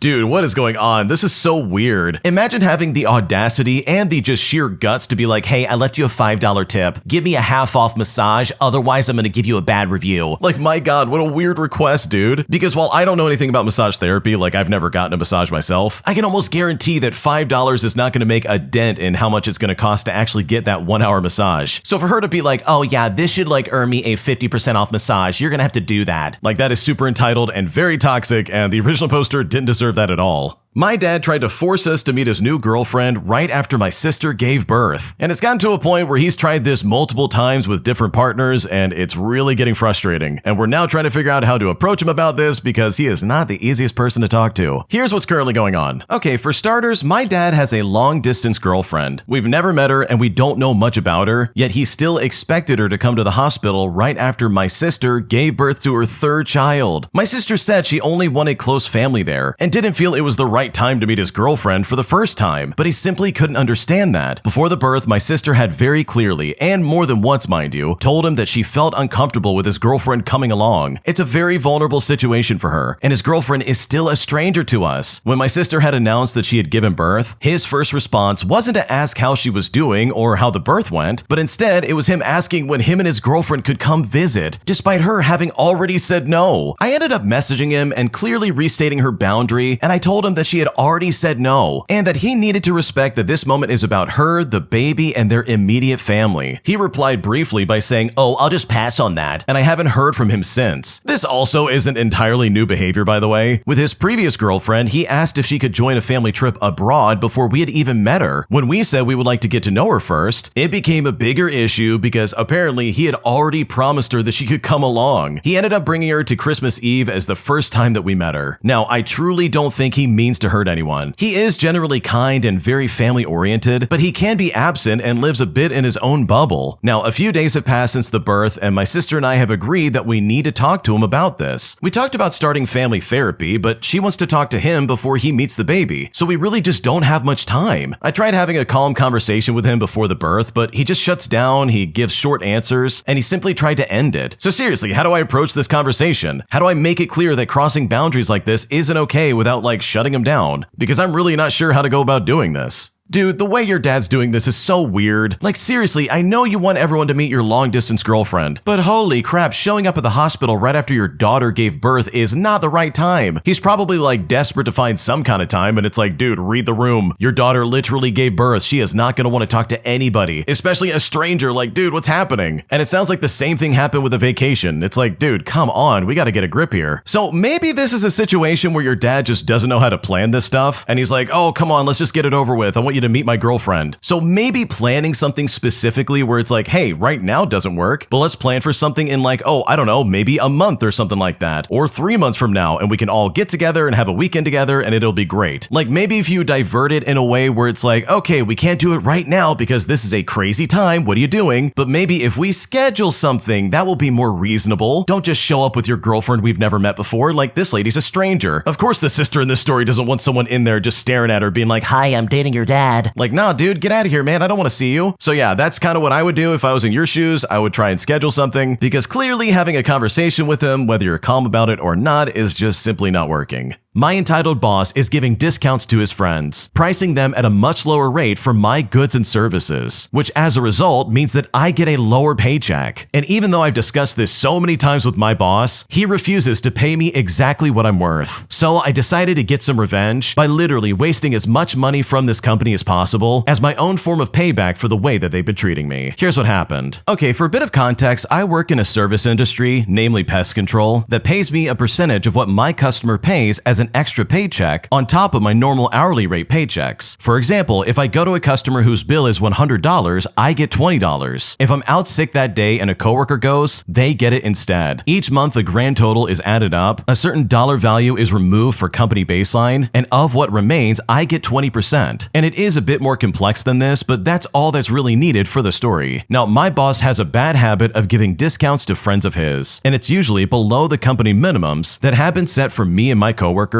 if we were to sell the work ourselves. The problem is that despite these people not being my friends, I still got assigned to do the work, and now that customer has paid less, so I get paid less. I had brought up to them multiple times over the years that if they want their friends to pay less, that's fine, but in the computer, I should get my cut as if it was based on the full current price that the market demands. Well, each time, my boss's response has been to pull his phone out for his calculator and play off the $4 difference or whatever it is as insubstantial in the grand scheme of my total paycheck. They have so far proven incapable of understanding how disrespectful this is to me. But seriously, if it is such a meaningless and small amount, then why is it so hard to pay it to me? You know, the person who actually did the labor. Never mind the fact that not only do these stack up against me, but we are not a very financially successful company, and we just can't afford discounts. It's a matter of principle. Anyways, they are effectively pinching pennies out of my paycheck, and it's all justified under the current system because longtime customers also have similarly low prices, so it's just supposed to be considered one of those things. Now, nothing illegal is happening with my pay, strictly speaking, but instead there's just an absence of respect and morals. And you know what? This happened again despite recent discussions, and I'm now starting to snap. And it's right about now that my revenge takes place. I fill up my work truck usually every 3 days, so combined with all of the other employees, naturally the gasoline bill is a regular talking point about trying to keep it low. I've always had a strong work ethic and tried to do my part for efficiency even before the first time I heard the gas speech in a meeting. If I had a personal errand to run, which by the way is something we're allowed to do within reason, I would wait days or sometimes weeks until I was driving in that area. I was one of the first to go above and beyond and reorganize my routes, just so I was in one neighborhood per day, also that I could save gas. But at this point, after what they did to me, no longer. My work truck is GPS tracked, and if they ever stop being lazy enough to start checking, they are going to notice a sudden loss of efficiency. And you know what? If they ask, I'm going to pull out my calculator and suggest it's a negligible difference that they should just get over, because the way they're treating me is absolutely unfair. Wow, your boss sucks so bad. Seriously, he's giving discounts to his friends at your expense. You're literally losing money, and this guy's trying to be like, well, it's just $4. It's not that big of a deal. And it's like, dude, are you kidding me right now? This is my money you're screwing with. So yeah, you know what? If I was in your shoes, I would do the exact same thing. I would be so unproductive, and I would be looking for another job, because what you're describing doesn't sound like a good working environment in the slightest. And I definitely think you deserve way better than the way that they're treating you. If you like Am I the Jerk, you're probably going to love Am I the Genius. Check it out, link down below in the description. Also, go to amithejerk.com/submit if you would like to submit your own stories. Am I the jerk for adding my cousin as a bridesmaid after my sister said she's not attending my wedding? Because right now I'm still incredibly frustrated by my sister, and at this point I'm honestly not sure what to do next. Here's what happened. I'm a 24-year-old female and I'm getting married soon, and my older sister doesn't want to come. The issue started when she said I don't talk to her about anything wedding related, and she wouldn't be doing any kind of speech. She was supposed to be a bridesmaid, but she left the group chat and RSVP'd online saying that she was attending, but then later said that she's not attending. Now, I'm a people pleaser, and I've always had a hard time being the center of attention. I've never really had a moment to myself where I get to call the shots. For example, at my baby shower, even though I picked the Nightmare Before Christmas theme and wanted specific things, my soon-to-be mother-in-law, my sister, and aunt took control of the entire event. The theme was kept, but everything else was changed. And don't get me wrong, I appreciated the effort, but it wasn't what I imagined. I've never been one to ask for much, and I often felt left out growing up, never really getting new or expensive things for my birthday or holidays. I also don't like people spending too much money on me, but it's been really hard because I never get a moment to enjoy things for myself. So when my sister dropped out of the wedding, I added my cousin as a bridesmaid. She feels more like a sister to me, and she's been supportive throughout the whole wedding planning. I feel like my sister would be upset if she knew, but I don't want her back in the wedding party. I also want my nieces and nephews to be there, and my sister seems to crave attention and wants everything her way. For example, she suggested dancers for my bachelorette party, if you know what I mean, which is totally not my vibe since I am an introvert, and I just want to have a simple day that's about me. My sister-in-law was going to do the thank you speech because I have really bad anxiety, and I'm already feeling overwhelmed and stressed from the wedding planning, but I don't want my sister to feel like she's being excluded if she chooses to attend as a guest. I just want everything to go smoothly and to have a day where I can feel comfortable and at ease. So am I the jerk for adding my cousin as a bridesmaid and not wanting my sister back in the wedding party? She also didn't even ask me about her feeling left out, which I never intended to do. But she also never called or messaged me asking about details or anything. What should I do? Okay, in my opinion, this is a classic case of if they want to act weird, then let them. So if your sister really wants to back out because you didn't talk about this enough with her, then go ahead and let her. She has no right to be upset if you replace her for the stuff she doesn't want to do, because at the end of the day, this is your wedding. This is not hers. This is not your aunt's or your mother-in-law's. This is yours, and you absolutely have every say in what you do and don't want. So if she really doesn't want to talk to you about it and is acting like standoffish, then fine, don't show up and don't be a part of it, because that, in my opinion, is some weird energy, and you do not deserve that in the slightest. Am I the jerk for not getting my ex-roommate's mail to her in a timely manner, even though I asked her to change her address over a year ago? Because right now, she apparently has a large debt when it comes to tolls that she's ran through. And after she blamed me for all of this, while also claiming she would press charges against me, I now feel incredibly bad and I seriously don't know what to do. Here's what happened. So my ex-roommate and I did not end on good terms. We were best friends and I was looking to move out on my own. And when she suddenly lost her roommate, she asked me to move in with her. I told her I didn't like her area and that I was looking elsewhere. Then she decided to move out of her place and rent something with me instead. Now I agreed because we were very good friends and the rent would be cheaper. However, I made it clear that she needed to commit to the lease. Well, 3 months into the lease, she suddenly left without saying anything. Now, of course, I was upset because I had to find a new roommate. A few months later, she apologized and I accepted her apology. During this time, she explained the reason she left, and she admitted it was her fault and promised that this reason wouldn't get in the way of our friendship. She also promised that whenever we meet up, she wouldn't bring this reason into the picture. But unfortunately, that turned out to be a complete lie. Many of the things she promised not to do to rebuild our friendship, she just did anyways, and I eventually decided to remove her from my friend group. Throughout this time, I repeatedly asked her to change her address and I gave her her mail. When she finally crossed a line, I simply couldn't tolerate it. And at that point, I just started forwarding her mail to her. Now, a year later, the mail I forwarded never reached her because she never updated her address, and her toll fines apparently accumulated to be pretty high. My ex-roommate now blames me because she didn't get her mail and says she's going to press charges against me. Now, I do feel bad, but she left that address over a year ago. I never felt it was my responsibility to manage her mail, and I simply didn't want any more contact with her. So am I the jerk for forwarding her mail instead of texting her and letting her know that I was still receiving it? Because right now she is still incredibly pissed off. No, you're not the jerk. This roommate sounds like an idiot. From my understanding, it's not that hard to switch your address. So it sounds like your roommate's just super lazy and she's somehow blaming you for this. So no, this is all her fault, and any debt that she's getting, in my opinion, is her own problem. And the fact that she's trying to blame this on you, in my opinion, is completely ridiculous. My boyfriend has effectively steamrolled over all my boundaries when it comes to food, as he always demands to eat some of my food regardless of what it is or where we're at. But now, after dealing with this for so long, I seriously feel like I'm losing my mind, because at this point, I don't know what to do. Here's what happened. So my boyfriend and I have been together for about 1.5 years. When we first started seeing each other, I was very clear and kind of straightforward about my boundaries around food. At the time, I didn't like to share what was on my plate. Whenever I had a snack or a meal or anything else, I would always make more than enough to share with my boyfriend if he was over at my place. But he always insisted on having a bite off of my plate. He did the same with anything I was drinking. He wouldn't want me to pour him his own, but would drink off of mine. He would also do things that I found a bit strange, like insisting that we eat out of the same bowl or plate and then use the same fork or spoon, just passing it back and forth between bites. I don't really like eating like this, and I expressed that, but he would say things like, "We're going to share and you're gonna like it," and just generally get pouty and tell me that I was being selfish and weird when I attempted to hold any kind of boundary on this front. Eventually, I learned to live with it. In fact, I actually started enjoying sharing food a lot more, and I now always offer a bite of what I'm eating, whether I'm at home or at a restaurant. I realize it's not okay to let someone steamroll over your boundaries like this, but I see the overall end result as positive. My boyfriend no longer does the dish sharing thing, but he will insist that I eat first, and then he will serve himself using my plate and fork. Now, this makes me sad because it means we often don't actually eat together, but it isn't the end of the world, so I don't really see a point in arguing. But even still, here's my issue. There are still times every once in a while where I don't want to share my food. This is rare, but it does happen, and it's made me fully realize that my boyfriend cannot take no for an answer when it comes to food. He simply has to eat a bite of my food or drink off of my drink, and I don't even think it's about him being hungry. At this point, I've taken to eating in secret if there's something I want to enjoy by myself, because seriously, I'd rather not deal with the hassle. He will also get upset if I eat a snack and I just don't tell him, like on the level where if he sees a wrapper in the trash can or something like that, or even something that I might have ate and I didn't mention or share it with him, he will confront me about it every single time. I just can't express enough that I don't think I'm a selfish or unreasonable person. I just don't always like sharing my food. How do I communicate this to my partner in a way that lets us have a productive conversation where I don't get shut down in some kind of way? I'm trying to reflect on my ability to set boundaries in the relationship in general, and I'm starting to worry that my boyfriend and I just don't have the healthiest dynamic. What should I do? Okay, this is a really weird situation because what your boyfriend's doing is just straight up strange. You're telling me he wants you to use the same fork and knife that he's using, basically with you guys switching back and forth? I don't know about you, but I love my significant other, but if they did that to me, I'd be like, ew, that's disgusting. Like, I can understand that happening like once in a blue moon, but the fact that he wants to do that every single time is seriously weird in my opinion. But I also just can't stand the fact that this guy's like, wow, you didn't share with me, what's wrong with you? You're gonna like this and there's nothing you could do about it. It's like, what's going on right now? That is so weird. That doesn't sound like a loving boyfriend. If anything, that sounds like someone who's like super controlling. So no, you're not in the wrong for wanting to have some kind of boundary and for trying to set up some kind of dynamic where he's not obsessed with food all the time. Because what you've described, in my opinion, sounds incredibly weird, and I don't blame you for a second for getting upset. My entitled coworker tried to convince herself that she was now my mom, as she took it upon herself to not only monitor what I eat every single day, but also telling people that she's training me to try and learn how to eat healthier foods. But after trying to explain to her multiple times that my mom just passed away and that the way she's acting is completely unacceptable, I finally snapped, putting her in her place in a way that she truly did not expect. Here's what happened. So when I was in my early 30s, I used to work in this apartment complex for university students. Our front office staff had a ridiculous turnover rate, to the point that for over half my 4 years there, I was the only full-time front staff. Management hired a new full-time person who we will call Emily. Emily was a few years younger than me. She was multilingual, had a degree in hospitality and sales, and had just moved to my state. Now, there are two important things you need to know about me. My mom had recently passed away, and I am overweight. Part of my job involved lots of lifting and carrying heavy packages up the long, steep hill our complex was situated over, so I'm fairly muscular and rather fit under my extra fluff, which I am very proud of. By contrast, my mom never got above 110 pounds in her whole life. She meant well, but almost 30 years of her picking at me about my weight had made it kind of a sore subject. Things went well for a while, and then Emily's obsession with healthy eating started. I mentioned a restaurant, and she pulled up a menu to tell me what to order with a comment about being my mom now, but I shut it down and told her about the loss in my family. She brought meals for me and got offended I didn't want them. She saw my soda and told me not to drink those anymore, and if I had a snack of some kind, she would open a bag of trail mix and cross to my desk with it. I saw what was about to happen in slow motion, so I flung both hands over my snack to shield my food, and she upended the entire bag onto my plate. Now, I didn't like nuts, so I had to throw the whole thing away. I told her several times times to stop, and she apologized, but she didn't change the behavior. I even involved management, and they said that she was just being friendly, and this went on for at least 6 months. Then came the final straw. I don't remember what brought it up, but she was talking to a resident, glanced across at me, and chirped out, "I'm teaching her to be healthy. I'm like her mom." And as a fun fact, she was completely misgendering me, which I also talked to her about repeatedly. I'm non-binary and I use they, them pronouns. Well, at this point, I saw red. Usually, I would have waited for the resident to leave and addressed her patiently in private again, but this time I couldn't do it. It was one pick too many, not least of all because she didn't even address the comment to me, but about me to one of our residents. At this point, I snapped. I pushed out my desk and said something to the effect of, "I had a mom and she's dead and you are not her. Stop trying to act like it." Well, after that, the entire climate of the office changed. Emily stopped talking to me and eventually quit, which I still feel bad about, but only a little bit. Management froze me out for making the workplace hostile, and while I did quit not long after that, I will say I'm much happier where I am right now. Oh my gosh, talk about management not doing their job. If I had somebody up on my case constantly monitoring what I eat all the time, I think I would lose my mind on that person, especially if they're gonna try and pretend to be my mom. Like if I had a mom who just passed away, I would go nuts if someone's like, "Oh, I'm your mom now." It's like, no, you're not. Don't you dare try to make that assumption. So good for you for taking a stand and not taking that for a second, because the way she was treating you, in my opinion, was completely unacceptable. My toxic former boss treated me like garbage for the entirety of my employment with him for 10 months, as he made my life a living nightmare by making inappropriate comments, as well as treating me like dirt. So I decided to get some petty revenge by convincing him that one of his idols thought so low of him that he would never have a chance to repair that relationship in his life. And I've honestly never felt better about getting back at someone. Here's what happened. Okay, so my cousin has these friends, and we'll call them Sandra and Greg for the sake of the story. Now, they are a married couple, and they have, over the years, been kind of absorbed into my family. Every holiday and social event that would normally be just family, they always had an invitation. I think my cousin had some sort of family meeting with all the people who consistently host stuff and asked them, but I'm not fully clear on that. Now, cut to me at the age of 16 years old, and I'm looking for my first job. And when I'm at one of these family gatherings, Sandra and Greg tell everyone that they are opening an ice cream shop. Greg has a local tech company and has been involved with local government in our small town, and he also owns properties that he rents out. Well, I jump at this opportunity, telling them that I was looking for a job. A few months later, the place is ready to open, and I have an interview. Now, this should have been my first sign that things would be weird working for them, but that may just be in hindsight because I had nothing to compare it to at the time. The interview was at Greg's other company with a table of 3 interviewers, Greg, Sandra, and their general manager. Now, the questions felt like they were trying to grill me on ice cream facts mostly, and when the interview was said and done, Greg admitted to just messing with me since he knew me. Well, this job was an absolute nightmare. I only worked there for 10 months because I simply couldn't take it anymore. My opinion of those people changed from neutral to straight up hatred and disgust. Greg would often talk to all of the teenage employees about their spicy history, if you know what I mean, tell in-depth stories about his own at our age, and tease the people he knew personally like me who lacked any of these spicy experiences, again, if you know what I mean. I vividly remember him talking to me and another employee about some of the suggestive games you can find in virtual reality and asked if we wanted to try it one day, and that he had a headset that he could lend us. And this is all on top of the workplace mismanagement. I was the only employee on pay stubs, with most of the other employees on direct deposit, and I would often have to remind him to pay me. He would normally say that he just forgot, but it happened almost a dozen times, with my longest wait time being a month and a half. We also had a shirt calendar, where every employee had to wear a certain color work shirt depending on the day of the week, and many employees were written up for not wearing the correct shirt. Sandra and Greg would also let their friends hang out at the counter, throw pennies in our tip jar one after the other, because of course, every time we got a tip, we rung a bell and cheered. They would also bother us, ask personal questions, and a ton of other rude and intrusive stuff. But here is the worst of it all. I came out to my work best friend at the closing shift out back behind the dumpsters, and Greg took the footage from the security cameras and sent it to my cousin, who then sent it to my parents. And it all came to my attention on the day of a huge family wedding, in which both Sandra and Greg attended. This was a common occurrence. Greg got drunk a lot at home by himself and would watch the security cameras and call into the store to micromanage. I have plenty of stories about this place, and I could go on for pages, but onto the petty revenge itself. I quit during the season of firings because a group chat had leaked that was essentially the employees crapping on the owners and manager, which I was on, but pretty neutral. And the revenge itself comes in through a connection my mom has with this guy that we will call Evan. Evan is a high-level stockbroker stockbroker for a major company. He's incredibly wealthy and successful. And he worked with Greg on the Chamber of Commerce in our town briefly. My brothers and his kids have activities together, so we make conversation sometimes. Fast forward to 2 nights ago, and I'm at a family outing to this vineyard for music and drinks when Greg approaches me to ask me how college and work are going, now that apparently I'm Mr. Hollywood. And for reference, I work in entertainment as a writer and a creative consultant. I told him coldly that things were good, and he proceeds to ask me some condescending questions about finances, and even went as far as to discourage me from pursuing my career even further, telling me that I should drop out of school. Now, I would normally just take this kind of comment from family, but you know what? He isn't family. So I decided to say, yeah, well, Evan has been helping me out with my finances. And when I said that, his face lit up. Now, for context, my mom told me something a while back about how Greg really idolizes Evan. So I took full advantage of that and furthered the conversation. I said to him, yeah, you've actually come up a few times in our conversations going over old income records. He then said to me, oh, really? Well, what did you tell him? I then gave him a blank stare and I said, I told him whatever you think I told him. Now, this made his smile drop, and I said to him, good luck patching that one up. I hear it's hard to get Evan's respect after you lost it so devastatingly, but I wouldn't know. He actually likes me. And then after that, I just walked away. Now, for more context, I didn't fully lie. Me and Evan had one conversation about Greg where he basically said he always thought he was a sleazy guy. The only thing that I lied about was my changing of Evan's opinion on him, which isn't true. Evan never respected him in the first place. Now, my mom is a little upset that I stirred the pot after 3 years, but I honestly just don't give a crap, because if you pay your employees on time and don't change their punch-in code to something super inappropriate, then maybe better things will happen to you in the future. Wow, Greg and Sandra sound like absolute pieces of crap, and I grouped both of them in, even though Greg's like the main assailant, because Sandra was clearly just letting this all happen. But with Greg specifically, his comments were so out of line, from the nasty suggestive comments, as well as all the times he made you feel like crap. Like, that is so uncalled for, it's honestly not even funny. So with all things considered, I think what you did to this guy was so deserved. He literally treated you like garbage and tried to once again get in your head and be like, oh, you should quit your job and quit your career. So the fact that you got back at him by basically convincing him that you had somehow ruined this relationship he super valued, in my opinion, is something that he absolutely deserved. An entitled toxic Karen demands that she gets a free upgrade at Disney after she sees my family move to the front, all because of my kid being in a wheelchair. But as soon as she didn't get her way, this Karen went absolutely ballistic as she spouted off some of the most racist and hateful things I've ever heard in my life, resulting in her getting kicked out of the park. Here's what happened. Okay, so me and my family are at Disney. It's me, my husband, and my 2 kids ages 3 and 7, as well as my nephew who's 13, and at this point we're headed to the parade, and we are all dressed as characters from my daughter's favorite movie, Encanto. Now, my son is in a wheelchair, but we haven't had much of an issue since we've got here. But today we got to the parade a bit late and it was packed. I mean, way more than what we'd ever seen on other days. So we were kind of behind some other people. I was holding my toddler on my shoulders so that she could see, but my son was having a hard time seeing. Now, a kind family in front of us offered to let me push my son in front of them just to see if that helped in any kind of way. I thanked them a lot, and when I did, by some true Disney magic, a cast member came over and asked if we'd like to find a better view at the very front. She then escorted us to the little area and made sure we got to the front. And as a side note, we did not block anyone's view, nor did we take away any spot from anyone. Well, that's when the entitled Karen of this story pops up and she taps the cast member on the shoulder. She says, okay, where is my free upgrade? Now, this poor woman tries to explain to this Karen how we didn't really get an upgrade and that there's plenty of space beside where we are. Well, this entitled Karen was not having it. She said to the cast member, no, they were moved up, so I demand to get moved up too, and a free lightning pass. Now, at this point, her granddaughter was with her, and she looked absolutely mortified. By this time, the parade was starting, so the worker was trying to calm her down. I then told her there was plenty of room for her and the kid, and they could even get right beside us. But she then just screamed at me to shut up and keep going. A few other parade watchers tried to intervene while the worker called for backup, but this is where everything honestly went down in a way I did not expect. This entitled Karen then looks at us and says, you stupid foreigners always taking things from Americans who actually worked for it. I paid for my tickets. And she was screaming on and on and on. By that time, she was being forced to leave while saying, and you're in my country, so you need to speak my language. Nobody understands Spanish. Now, at this point, as she was leaving, people started to check on us. Thankfully, my daughter was preoccupied by the parade and we were all just completely fine. Now, the craziest part about all of this is that I was never speaking Spanish. I had only been speaking Swahili that day because my nephew doesn't know Spanish. And also, why do these middle-aged entitled Karens always assume any language that isn't English is somehow Spanish. This is at least the 10th time I've had someone mention Spanish when I'm actively speaking Swahili. I mean, these two languages sound nothing alike. But truly, that Karen was super obnoxious, and I'm so glad that she ended up getting kicked out. Oh man, this is so unacceptable. First of all, that Karen was straight up racist. Like, there is no other way of putting this. That is so unacceptable, it's not even funny. Who in their right mind would see a family with a kid in a wheelchair and be like, wow, they're getting an upgrade? That means I demand a free upgrade. If they're going up there, then I'm going as well. And then as soon as she doesn't get her way, she's gonna be like, wow, you need to learn how to speak English. You're always taking things away from Americans. And it's like, lady, you know that this country has more than one language, right? Seriously, the United States is not just an English-speaking country. It is a melting pot of all different kinds of cultures and upbringings. So when someone seriously acts like this in public and makes a massive scene, like, what is this Karen expecting? Did she really think she was gonna get her way by making a fool out of herself? It is so crazy to me and unbelievably cringy that anybody would treat another human being like this in public nonetheless. Like, I would expect this on the internet way before I would ever expect it in public at a Disney park. So yeah, that Karen was completely out of line, and I'm so sorry this happened to you and your family, because you guys did not deserve that in the slightest. If you like Am I the Jerk, you're probably going to love Am I the Genius. Check it out, link down below in the description. Also, go to amithejerk.com/submit if you would like to submit your own stories. My family has been pressuring me into marriage, as they've tried to weasel their way back into my life so that they can control every aspect of it, just like they did when I lived with them. But right now, I'm honestly so torn, and at this point, I don't know what to do. So I escaped home last year, and it has been the best decision I've ever made. And yes, I really mean it when I say that I escaped. I'm not gonna lie, at the beginning, I doubted everything, because I only knew one reality. But as time has passed, I know for certain that I've made the right decisions. After a certain age in my community, you are considered expired basically, and I didn't want to play that game. I have always felt there are so many men, so why should I only have access to the ones in the community specifically? What if I never got married? I spent years waiting for something that seemingly was like never going to happen, and dating is such a scandal here. Also, my family doesn't speak to me unless it is to criticize me or talk bad about me, but personally, I believe it's a them problem. And since I left, I haven't spoken a bad word about any of them. In fact, most of the time, I forget most of them exist. But I have definitely lived how I have wanted, and I'm proud of what I've achieved, even if they aren't and they keep on repeating it. For that, I've been labeled selfish, self-centered, conceited, and so on. Now, I've been dating someone who is not a part of my religion that has been wanting to convert, and someone in his family posted a few pictures and it's all just kind of blown up. So now, my parents have reached out to me wanting to propose a few things. They said that if I really wanted to get married to him, and as a side note, we have spoken about it, and he has been wanting to convert, they said that they would marry me religiously so that at least people wouldn't talk bad about me. But if I went ahead, they would be hurt for the rest of their lives, and we wouldn't have the same relationship as before, and to not expect them to engage with him because it would likely never ever happen, and that they have their reasons not to do so. They also said that if I was to marry him, I would have to wait 3 years before getting pregnant, just in case things didn't work out, so I could divorce him amicably. But they said that if I wasn't 100% sure, because they're convinced that he is just not compatible with me, they say that marriage is not what they sold me and that it requires a lot of work, and I'm not ready to be a housewife just yet, if ever. They said that they wanted to do things right, and for me to meet a nice boy, live in their place, and get integrated into the family and family business again. They wouldn't prohibit me going out again like before and all this other garbage. But it seriously sounds like BS and just manipulation to me. And what should be excited about me getting married, they have just completely dulled it down. And at this point, I don't even want to be or get married to anyone. It always seemed like a nightmare, and these are the moments that I remember why. I am not giving up my freedom, and I'm not going to do things their way, just to go back to the hole that I worked so hard to crawl out of. It just seems that every time I engage with anyone here, I am made to feel like the villain of the story. Now, I thought I would miss my family, but I saw them a few days ago and I felt nothing. It feels like everything is just the same for them, but it definitely is not for me. And at this point, I seriously don't know what to do. Yeah, it seems like your family wants you back so they can try and control your life again. And that is really not fair for you, because I completely agree with you. If you don't want to marry someone specifically in your community, and it sounds like this is some kind of religious tradition, then in my opinion, I think you should be free to do whatever you want. Because from the sounds of it, these people would probably be unhappy with anything you do. They were super controlling when you live with them, and now that you're away from them, they're like, wait a second, don't do that, we have no control over that. So honestly, I hope you're able to find some kind of distance from these people, because the way they've treated you, in my opinion, is completely unfair. My partner is demanding that I move back with him to his his home country. And despite the fact that I'm 8 months pregnant and that I told him from day one that I would not want to do that, he is still expecting me to move away from my family as well as a place that I've lived at for over 20 years. Because if I choose to stay back, he says that he will leave me and the baby as he feels that I wouldn't be the one that he would want to marry. So at this point, I'm honestly so distressed and I seriously don't know what to do. Here's what happened. So I'm an English 33-year-old female, but I have lived in Spain for 20 years, and my 42-year-old partner has lived here for about 10. He is Turkish and he speaks English fluently as he lived in England for many years before I knew him. We met here in Spain, and from the start of our relationship, we discussed a number of things, such as the future to suss out our compatibility, and we both pretty much agreed on everything. One specific question he asked me was, would I ever one day want to move to Turkey, his home country? Now, my answer was no, based on a number of reasons. For starters, my mom and dad live here, and I have over 20 years worth of friendships here. I don't speak a word of Turkish, so I feel like I'd be totally dependent on him to get by. I also wouldn't know a soul there. And even though I'd meet his family, not one of them speaks any English. Well, when I told him this, he understood and he didn't get offended or upset by it. We had had multiple different conversations about the future, some of which were about if we would ever get a house together here in Spain. Well, fast forward, and we've been together for just over 4 years now, and I'm now 8 months pregnant with our first child. Tonight, he struck up the conversation again about moving to Turkey in the future, and I said to him, I thought we already spoke about this, and that I'm happy here, and I don't really want to move to Turkey. It was at this moment that he then called me selfish, and said that I'm not thinking about him or our unborn daughter, and how moving there would benefit all of us. I was more than just a tad shocked, and honestly quite pissed off. So I reminded him that I wouldn't benefit from giving up my whole life to start fresh in a country that I couldn't speak the language of, not to mention losing everyone that I've ever known. After an hour of him defending his wish to move there, and me defending my reasons why I didn't want to, he eventually said, well, I'll go there without you then. And if you can't follow your man, then you're obviously not the one. Mind you, I'm 8 months pregnant with his baby. I've asked him how he can be so selfish and manipulative like this, and how can he throw me and our baby down the drain like this? His response was to say, I'm not saying I want to move there tomorrow. I'd like to know though if I wanted to move there in the future. My woman would have to have my back and follow my leadership. I reminded him that I expressed my feelings on moving countries since day one, and explained to him that his desire to move to his home country would have been fine if he had been more clear from the beginning about his future plans if we realized sooner that we weren't compatible, because maybe then we wouldn't have tried for this baby. But it seems he tried to trap me and manipulate me to doing what he wants, because if I don't, he will abandon me and our child. So seriously, what's the general opinion on this? I feel like his response and the way he's treating me and my decision just further justifies my not wanting to move countries and have to be totally dependent on him. What should I do? Okay, honestly, I think you hit the nail on the head. This guy's trying to trap you in Turkey and be like, oh yeah, now you're gonna have to depend on me. You're miles away from your family and you've got nobody else. And it's like, first of all, I don't like the way he's talking about you. He's trying to be like, well, my woman has to follow my leadership. And it's like, wait a second, I think you meant to say wife. Calling the original poster your woman sounds super disrespectful. Like, what is going on right now? This lady is not your property, she's your partner in life. And the way he's talking really does seem like he tried to trap you in having a baby and then tried to force you to move back to his country. Like, imagine that, spending 4 years to get to know someone, you both agree to start having a family, and then he's like, well, if you don't follow me, then obviously you're not the one. And it's like, wait a second, I thought we already went over this. So yes, I think your instincts are spot on. It really seems like your partner is trying to trap you in Turkey, and in my opinion, if I was in your shoes, I would be super hesitant in moving forward with any of those plans. This next story came from the Am I the Jerk subreddit. Check the links in the description if you would like to submit your own story. Am I the jerk for being hospitalized during my sister's first day of senior year? Because right now, my dad is saying I stole her thunder by having a flare-up that resulted in me going to the hospital. And now, after seeing my sister refusing to talk to me, as well as yelling at me any chance that she gets, I'm honestly so confused and I now don't know what to do. I'm a 21-year-old female and I am chronically ill. For the majority of my life, I would need to be hospitalized due to various health complications. This would then leave my 18-year-old sister all alone. Before I developed my chronic illness, I would be the one to raise my sister since our mother was very neglectful. By the time our dad took us in for custody, I had began to develop symptoms and eventually diagnosed with my illness, which has left me disabled. Well, one day around August, my dad had told me how much my sister was looking forward to her first day of school since she will become a senior. Now, I was excited for her, and I would listen to her talk about all the things that she was excited for. My dad had told me during this time to try and control my flare-ups so that I don't steal her thunder. Now, this is a very common thing that I'm told, as my past flare-ups have caused scheduling issues. I had already experienced mild flare-ups for a couple of days leading up to this, and on the night of my sister's first day, I woke up at 4 o'clock in the morning with excruciating pain. The pain I had was much worse than my past flare-ups, and I was eventually taken to the hospital as my medicine just didn't help at all. I was in the hospital from 5 o'clock in the morning until around noon, passing out from the pain multiple times. And I was surprised that my dad stayed by my side during this, as I figured that he wouldn't, since I had told him to take my sister to school and tell her that I said good luck before passing out. When I did finally maintain consciousness and stop screaming from the pain, my dad began to scold me while I was still in the hospital bed. I then teared up as I felt guilty about this and told him to go see my sister. Eventually, I was discharged and I was prescribed new medications because of how bad it was. When I got home, my sister was there and she began yelling at me for ruining her first day. I tried apologizing, but she ended up slamming the door to her room and refuses to talk to me. And to this day, she still refuses to talk to me and will yell and scream about me and how I always take the attention away. I'm honestly confused because my dad tells me she has every right to be angry with me and that this is my fault. However, my friends tell me it's not because I insisted that my dad take my sister to school and that I can't control it. So seriously, am I the jerk here? Because right now I'm honestly so confused. Okay, your dad is super weird. The fact that he's trying to blame you for having a flare-up and needing to go to the hospital all because of a flare-up, that in my opinion is crazy. There's no good excuse for that. You're not trying to steal anybody's thunder. You're literally trying to live a normal life. The fact that he would try to act like that is honestly so weird to me. So no, of course you're not the jerk. It sounds like you can't really control any of the flare-ups and any of the pain you're going through, and the fact that he would imply that you're somehow like making this happen just to ruin your little sister's big day of senior year, in my opinion, is unbelievably toxic. My entitled neighbor is constantly parking his construction truck right outside my house, as he is literally disturbing his entire neighborhood while also being very dismissive of anybody's complaints. And at this point, I'm seriously frustrated and I don't know what to do. Here's what happened. So I live in a quiet street in New York. There's no sidewalks, but there are a lot of trees. Neighbors are nice enough, but with the house set back into the trees, most neighbors just wave hello with not much interaction. Now, just about the only neighbor we talk to is an older lady who owns the house directly across the street from us. She used to be good friends with the previous owners of our house, and when we moved in, a nice atmosphere between us was set up. The lady lives in the house with one of her 2 children. She also usually has a tenant. The lady doesn't have much to offer, so the tenant is often a bit shady. Well, you gotta do what you gotta do to get by in life, and she keeps them in line, so we have no complaints. Her last tenant was sent away because they couldn't afford to rent anymore, and around the same time, the older lady started to take her winters with a family member in Florida. Since then, the lady's son moved into the house, taking the tenant's spot, and I had not talked to him much except the time that the lady introduced us. Now, the guy is kind of a jerk, but not too bad. His whole spiel is to name drop all the people who used to live in the area. It's kind of like making it clear that this is his neighborhood. Now, most of those people are gone, and as I said earlier, most people keep to themselves around here anyways. Well, the problem is that since moving in, the guy has been parking his construction truck and sometimes a trailer on the road. Now, to be clear, I'm talking about the type of truck and trailer that moves excavators, bulldozers, and a large amount of dirt around, not some kind of landscaper's pickup. He doesn't park every day, maybe like 4 nights a month, but the truck takes up a complete lane of the road, and because the trees are low light, you sometimes can't see it at night until you're on top of it. He has been doing this for months now, and about 2 weeks ago, he must have forgotten to take the trailer's brake off when he left early in the morning. He shook most of the houses as he pulled away and left tire marks on the street for almost 2 blocks. Well, some of us neighbors got to talking one-on-one as part of our normal waves hello, and my wife volunteered me to talk to the guy. Well, I really just didn't want to, so I just dismissed it. Well, 2 days ago, I come home from work to find the truck parked right outside my driveway. Only this time, he has cones out boxing the truck, and the spot he parked at made it difficult for me to pull into my driveway, but this was more than enough to give me the push to go talk to him. So I ring his doorbell, he comes out, and I reintroduce myself. I tell him my name, and then I say I live across the street. I then ask him that I'm wondering what's up with the truck. He asks which house I live in by asking, "Oh, you live in the Smith's old house, right?" Even though he got that wrong. The Smiths lived in the house next door. Then he tells me the truck broke down and that's why it's there. And yes, you heard that right. His truck broke down right in front of my house. He then asked me if I called the town on him because he recently received a ticket for parking the truck overnight. I told him that I didn't call, but after the last time he pulled away, I'm not surprised that someone did. So again, I asked him what his deal was for parking the truck on the street and that it's wrong for him to do so, that he's been doing it for a while and no one has said anything until now, and that he should find a different different solution for his parking dilemma. Well, after I said that, he just brushed me off and said, "Okay, you said your piece." And then he closed the door in my face. So seriously, what should I do next? Should I call the town the next time the truck is parked? Because honestly, right now, I seriously don't know what to do. Oh man, if someone was that dismissive towards me, after I tried to be reasonable and be like, "Hey, you might want to find some other place to park," I would very quickly give that guy the cold shoulder, call it in and report him, and then never look back. Because that guy's got a weird attitude. He clearly thinks that he owns this neighborhood for some stupid reason, and that he can park his stupid truck wherever he wants. And it's like, dude, you can't do that. Especially not right in front of my house. Like, I can understand someone parking a car there, but from the sounds of it, this is something that is not residential. This is not some like minivan or an SUV where it might be big, but it's not bothering anybody. Because it sounds like this is something that's massive that takes up a lot of space, and it's something that literally should not be in a neighborhood. So hopefully this guy cleans up his act, because the way he's acting is honestly super obnoxious. My entitled manager decides to micromanage every aspect of our office supplies, by even going as far as putting a lock on our supply closet door, forcing us to contact her directly if we needed anything. So me and my coworkers decided to band together and maliciously comply, as we literally overwhelmed her in a way that she honestly didn't expect. Here's what happened. So I used to work at a mid-sized company where our department had its own supply closet. Everyone knew the rules. Take what you need and don't hoard it, and try to keep the area tidy. Now this might sound simple enough, right? Well, apparently that wasn't the case for the new micromanaging office manager, who we will call Karen. Karen was obsessed with cutting costs. She would swoop in like a hawk every morning inspecting the supply closet. If a box of pens was a little lighter or the post-it notes weren't perfectly aligned, we would get a stern email about unnecessary consumption. She even implemented a sign-out sheet for supplies, meaning that if you wanted a highlighter, then you better justify it in writing. Well, one day Karen decided to escalate. She put a lock on the supply closet and declared herself the sole key holder. If anyone needed something, they had to email her and wait for her to approve the request. And this was, of course, on top of her other duties, so getting a new pen would take hours. Now, needless to say, productivity started to suffer, but it's about right here that our malicious compliance came into play. A coworker of mine, who we will call Tom, was a bit of a prankster, but always stayed within the rules. He decided to test Karen's new system to its limits. Every time he needed anything, no matter how small it might be, he emailed this Karen. Did he need a single paperclip, or to replace a dried out marker, or even if the stapler got jammed? Well, then he sent an email every single time. And because of this, Tom's meticulousness inspired the rest of us. Soon the entire department was flooding Karen's inbox with individual requests. Since Karen insisted on handling every single one personally, she quickly became overwhelmed. Approving requests started taking days instead of hours. Meetings were delayed because people didn't have notebooks. Presentations stalled because someone was waiting for a dry erase marker. Management started noticing the bottleneck, mostly because our department's performance metrics were plummeting, and everyone pointed the finger at the supply chain fiasco. Now, Karen tried to defend her system, claiming that we were being wasteful and needed structure, but the evidence was clear. Her micromanagement was backfiring. Now, after a specifically disastrous week, upper management finally stepped in. They not only revoked Karen's authority over the supply closet, but they also gave her a formal reprimand. The lock was then removed and the sign-out sheet disappeared, and we went back to the honor system. Now, after that, this Karen was humiliated and tried to keep a low profile after that. Now, as for all of us, we may have lost a week of productivity, but the petty satisfaction of watching Karen drown in her own bureaucracy was honestly worth every single second. Yes, I love it when micromanaging jerks get exactly what they deserve, because the Karen in this story really thought it was necessary to put a lock on the supply closet door. Think about that for a second. That is so crazy. Like, unless someone's straight up stealing all of the office supplies in some kind of way, then this Karen's reaction was just completely over the top. So seriously, good for you and your coworkers for putting her in her place, because her behavior sounded incredibly obnoxious. An entitled jerk of a real estate agent tricks me into buying a property that absolutely was not what he described. So I decided to get some revenge by exposing the fact that he was cheating on his wife in a way that I honestly never expected. Here's what happened. Now, I want to start off by saying that I am by no means an expert or professional at revenge, but I am a patient person. 7 years ago, I was lucky enough to be able to buy my own place. I had saved for 10 years, worked my butt off, and I was so happy to be able to have a place to call my own. Now, being a single person on the mortgage meant that I had to make compromises, and one such compromise was buying a property on a shared block, which, by the way, is a lot cheaper. Where I'm from, this usually means it's on a strata title. For some, that's a bonus, as it means there's a communal fund for repairs, typically with insurance being cheaper as a collective, with other things like maintenance being taken care of. Strata titles also come with a lot of bylaws and restrictions on what you can and can't do. do. Now, I am a pretty private and introverted person, so having to deal with people and have limits on how I can live is honestly a big no-no for me. But nonetheless, I took my time and I found the perfect property. It was a shared block but a freehold title. The only thing was that I needed to pay public liability insurance for the shared walkway on the property, and this was split equally between the owners. The real estate agent is local to my area, and there's also about 3 degrees of separation between us. He has friends who are friends with my friends type of thing. I didn't know him, but I knew of him, so that sort of felt good. About 5 months after I moved in, I get a knock on the door from the landlord of the property next to me to discuss the insurance. And for me, this is not a problem. I asked for a copy of the policy so I can have some kind of record. Well, it gets sent through, and lo and behold, it's for a strata insurance. I was incredibly confused, and after much back and forth, the property isn't a freehold title but a strata title. I called my lawyer who conveyed the title, etc., and he was seriously dumbfounded. But over it all, he did the right thing and made things as right as they could be. I arranged for a meeting with a real estate agent, and I even brought emails and printouts of the ads that they had, with all of them saying that it was a freehold title, as well as emails between my real estate agent and my lawyer specifically discussing its freehold status. Despite it being in absolute black and white, he refused to accept any fault or offer anything to make things right. But with all things considered, I don't begrudge that. He is looking out for himself, and I honestly get that. However, I would never forget about this. I did enter into mediation with a real estate agent, and all I asked for was when the time came for me to sell, they would do it or cover the cost. I thought that was reasonable, but they flat out refused and offered me $1,000 to go away, which I also refused. I had the options to pursue them legally, and I was advised to do so by the mediator, but ultimately I decided against it for a few reasons, with one of the main reasons being my health at the time. So I planned and plotted about how I would get back at this absolute jerk of a person, and it was then that I settled on this. I found that his personal Facebook page wasn't set to private. I saw some photos of boys on tour trip that he went on a few weeks prior, which was about 5 to 6 months after I bought the property. I also found his address through a business registration search, so on the anniversary of the sale, for 6 straight years, I sent him flowers with the following note: "Dear real estate agent, remembering you on this special day. She has your eyes. Love, Ellie." They varied ever so slightly over the years, but always had "on this special day" and some weird inference of a love child and a desire to reconnect. I also from time to time arranged for postcards and letters to be sent from another country, and it was the country that he was on tour in, always signed with "Love, Ellie" at the end of it. Well, fast forward, and I learned about 3 weeks ago that this guy recently divorced. He lost his home and is no longer working as a real estate agent. And the reason for all of this is that his wife had somehow found out that he cheated on her. The story I was told through a friend of a friend basically described how he would get weird gifts and flowers every year, all on the same exact day. His wife apparently finally put 2 and 2 together and realized what the date was, and he admitted to cheating on her. Now, I didn't mean for this, but it turns out a year before I bought my house, he had gone on holiday and came back with a nasty virus you can only get from having just a little bit too much fun, if you know what I mean. And apparently he gave this to his wife, but somehow convinced her that it wasn't him. So as such, our special day turned out to be right around the time he was deep in some trouble with someone who wasn't his wife 1 year earlier. So at this point, he's apparently lost his house, he's lost half of his retirement savings, and also his business. I do feel a little bit guilty about all of it sometimes, but then I'm reminded that he's a scumbag, and that karma, just like me, is a patient, spiteful, and vengeful jerk. Oh man, I love this story because this is not at all what you expected. You didn't plan on this happening. Like, this really is like one of those situations where you're like, oh yeah, I'm gonna mess with this guy, but then you come to find out, wait, he really did cheat. Like, this is crazy. This honestly is so awful. I feel so bad for this guy's wife, but also this guy absolutely had this coming. He was treating you like garbage, and he tricked you into buying a property that, guess what, wasn't exactly the way that he described it. Like, that is false advertising to the highest degree. So good for you for getting some awesome revenge, because this guy absolutely deserved to get taken down. If you like Am I the Jerk, you're probably going to love Am I the Genius. Check it out, link down below in the description. Also, go to amithejerk.com/submit if you would like to submit your own stories. Am I the jerk for refusing to give up my seat on the plane just so a father could sit next to his son? Because after they tried to guilt trip me, I doubled down, saying that I'm taking my seat and that this man had better behave himself. Here's what happened. Okay, to start things out, I'm a 29-year-old male, and I boarded my short flight, which is about 70 minutes long, which was a 2-to-2 seating arrangement. I'd booked myself a window seat, and when I got there, I saw maybe a 7-year-old boy sitting in my spot next to his father in the aisle seat. The opposite row also had his mother and his sister sitting there. Now, although this happened less than 24 hours ago, I was so exhausted that I I don't remember the conversation word for word. I pointed towards my seat, and the father asked me if I would mind swapping so they could all sit together, and that their seat is in the row behind it, but I said I would only swap it if it was a window seat. Well, when he said it was an aisle seat, I straight up said I wouldn't swap it. Now, to give context as to why I wanted the window seat, I like to look out, but mainly if I need a nap. That is unlikely to happen if I can't rest my head against the window. Other than that, I hate aisle seats a lot, and I hate them almost equally, if not more so than middle seats. People in the drinks trolley keep bumping into you, and I just can't understand why anyone would choose to sit there, because it really takes the trolley bumping into you once to change your mind. This guy then looked at me and said, "So do you want to sit next to your son?" I responded by saying, "I don't care, I just want the window seat." At this point, this guy stood up and got his son up out of my seat. He then said to me, "You are not a very nice person." I just responded by saying, "It's none of your business and please be polite." He tried to make some stupid rebuttal, but all I could say to him was, "Just be quiet and behave yourself." Now, I just stood there looking at him serious, and I think he was trying to shame me initially, but he didn't respond with anything else after that. His wife was also watching this the entire time. Now, when somebody in the row behind saw it all happen, he offered to swap and sat next to me, so they did eventually sit next to each other in the end. Now, for all I care, they could have been sat 20 rows apart, or even booked a new flight. I had zero investment in this or their reasons. They can ask and I can say no, and that honestly should be the end of it. And I don't like that they basically tried to force me into swapping with me. If they care that much, then they can book their seats in advance like everybody else, because that absolutely was within their capabilities. Oh man, I can't stand when people do this. And thankfully, I have not run into that myself, but I do have friends who have had this situation, and honestly, it is so awkward. Like, here you are just trying to get in your plane seat, and these people are trying to like guilt trip you into giving up your seat. And it's like, wait a second, just because you can't book seats together doesn't mean this is somehow my problem. So yeah, I don't blame you for not giving up your spot. This guy was clearly trying to guilt trip you, and that in my opinion is completely unacceptable. My idiotic company forces me to wait all the way until like a week before my trip so that I can reserve a hotel for a business trip, resulting in me not only having to buy a hotel room for like twice the amount, but also the entire accounting team getting in trouble for forcing me to do this. Here's what happened. I work remotely for a small company of about 100 employees, and based on my contract, I have to return to the office for a week 4 times a year, and the last time I went back was in November. In the contract, it's laid out that my employer pays 100% of the hotel, as well as any gas or airfare. Normally, this is an extremely uneventful routine. It's a mid-sized Midwestern city with not much to do, so it is what it is. A few months before I went back up, we had our financial audit, and one thing that was pointed out to our accounting department was a lack of controls on purchasing. The way it used to be was every manager and supervisor had a company credit card with $1,500 as the balance, and as long as we stayed under that limit, we didn't have to do any kind of purchase orders. After our audit, my accounting team decided to make purchase orders 100% their focus. Going forward, it doesn't matter what it was, what the situation was, or if you didn't have an approved purchase order, you could not make the transaction. Now, all of this happened in early October, right as I'm trying to book my hotel for my on-site week in November. Normally, I have freedom in choosing when I go on-site, but I was requested to go that specific week by my CEO and CFO, as we were launching some strategic planning and they wanted me on-site. So I put the purchase order in for the hotel, and I don't hear back anything. I then forgot about it for a couple of weeks and then remembered mid-October that I still don't have a hotel room booked. When I initially made the request, it was about $550 for 4 nights, but looking again in mid-October, it's now up to $700 for 4 nights. I then look around and notice that same week as I'm supposed to go up, there's a concert in the same city, followed by a big college sporting event in that town. So I send an email to the accounting people that I need to book a hotel. The rates are going up and room availability is going down. Well, after I did that, I get a strongly worded email back saying that everyone has different priorities and my purchase order will be addressed once all the other ones have done it before me. So at this point, I sit back and wait and keep checking every other day and keep seeing the prices go up and up. I also send a weekly email asking if it's approved yet, and I still keep getting absolute silence back. Then finally, a week before, I email my accounting team with the CFO included, saying if I don't book a room that day, there wouldn't be any left, and I would not be able to make it up for the strategic planning work. About 30 minutes later, I get back an email that says word for word, "You are authorized to reserve a hotel room for 4 nights. So I think to myself, okay, I'm gonna go ahead and book it. And you know that room that was $550? Well, it's now $1,200. So I book it and I move on with my life and I don't think anything of it. Well, last week, I got around to uploading my credit card receipts and submitted my expense report, which included the $1,200 $200 hotel stay. I then got a call from the CFO today just exploding on me, furious about where in the world I did stay that cost so much money and what I was thinking. Well, I very calmly just forwarded the original purchase order as well as all of the emails that I sent saying that the prices were raising. At this point, I had dead silence on the phone as he read through the email chains and just said, "Oh, are you kidding me?" And then he hung up. Well, at the end of the day, all supervisors got an email stating that the purchase order system was being shut down until they could figure out a better way to manage it. Because honestly, the way they were doing it was a complete nightmare. Yeah, this really was so stupid. Like, this honestly could have been fixed so quickly. You mean to tell me that these people would rather you wait until the prices doubled instead of just taking the room and being like, okay, I've got the room and everything's taken care of? Like, seriously, these people are complete morons. It literally took you tagging the CFO just to get them to make any kind of move. So yeah, good for you for maliciously complying and essentially putting them in their place by showing how stupid they were, because this policy, in my opinion, is completely unacceptable. Am I the jerk for ruining my family's New Year's Eve by refusing to join the fun, all because I didn't want to be the designated driver ever again? Because after doing this for literally 7 years and then refusing to do it this year, my family is saying that I betrayed them, and now I feel like a jerk and I seriously don't know what to do. Here's what happened. I'm a 26-year-old female and I really need some serious perspective. I'm starting to think I might be the jerk, but I still feel like I'm in the right. Every New Year's Eve, my family has a big party at my aunt and uncle's house, and every single year without fail, I end up being the designated driver. Don't get me wrong, I love my family, but it's starting to really bug me. It's been like this since I was 19 years old, even before I could legally be allowed to drink. Now, I don't drink that much, maybe a glass of wine or a beer, but I definitely don't get plastered. I'm fine with driving people home if they need it, but for the past few years, everyone just expects me to not drink so I can drive them back. Every year is always the same. "Oh, you can drive, you're not drinking anyways." And I always just say yes because I don't want to let anybody down. Well, fast forward to this year on New Year's Eve, and I told my family ahead of time that I wasn't going to be the designated driver anymore. I just wanted to enjoy the night, have a couple of drinks, and not be responsible for getting everyone home. I even told my cousin, who usually gets really sloshed, that I wasn't driving this year, and she was completely fine with it. When I got to the party, it was the usual chaos. People were drinking, laughing, and having a good time, and I was enjoying myself, but at around 11 o'clock, my cousin came over and asked if I was ready to drive everybody home. Well, I then reminded her that I'm not driving tonight, and I'm actually just here to enjoy the party. She looked at me like I was crazy. She said to me, "Oh, come on, you always drive, don't be a jerk." And it's like, what are you talking about? I tried to calmly explain to her that I wasn't being a jerk. It's just that I wasn't going to be the chauffeur anymore. Then my aunt overheard it and pulled me aside. She lectured me saying, "We all agreed last year that you would be driving. You know how much we rely on you. Everyone else is too tipsy and Ubering is unsafe. Just drive this one time for the family." I felt a ton of pressure, but I refused. I told her I'm not their chauffeur, and I wasn't going to do it again just because no one else could figure out their own ride. My aunt then got upset, saying I was being selfish and that we were family. She said I'm the only one who doesn't get too drunk, so it makes sense for me to help out. I told her I had already had 3 beers, so I wasn't even legally supposed to drive myself. And that's when I finally snapped. I told them it's not my job to be their designated driver every year just because I'm the only one who doesn't get blackout drunk. They needed to figure out their own rides this time. Then I got up and I left. I felt bad walking out, but I didn't want to be a doormat anymore. I then spent the rest of New Year's Eve at home, watching Netflix and eating leftover pasta with my boyfriend. My family texted me and called me dramatic, selfish, and saying I ruined the night. They said I was being super sensitive and that everyone was disappointed in me. And right now, everybody's demanding an apology out of me. And by the way, I got home perfectly safe by Uber. So seriously, am I the jerk in this situation? Because right now, I'm still incredibly frustrated. No, you're not the jerk. These people suck. You told them ahead of time you're not doing this anymore. You literally just wanted to enjoy the party and not feel like you're responsible for everybody else. And I can completely understand where you're coming from. Like the first few times, I'm sure you're probably thinking like, okay, this is fine, I can help out, but it's not a big deal. But now, after all these years of doing this, literally 7 years later, these people are still trying to be like, oh, you'll drive us home, right? Do this for the family. This is what family does. It's like, no, I don't think so. The second you told them that you're not doing that this year should have been the moment that they found someone else to take care of them. And that person, by the way, does not include you. So no, you're not the jerk at all. These people are being super selfish and they're trying to blame you for something that they clearly didn't plan for. Am I the jerk for refusing to sign my neighbor's waiver, which would essentially let him run tractors through my backyard so that he can build his new pool? Because based on what they've given me, it honestly seems very sketchy. And after he freaked out when I said no, I honestly don't know what to do. Here's what happened. Okay, so last Thursday, my neighbors approached my wife regarding a use of yard waiver since they don't have the clearance to move excavators and bobcats to their backyard to build a pool. The waiver states that they need 10 feet of clearance, and 4 of that would be into our yard based on my measurements. And they say they would repair the grass to its original state. Now, I have an irrigation system and internet lines which run beneath the area, which would be used. And the neighbors were leaving for Florida and asked for a 48-hour turnaround.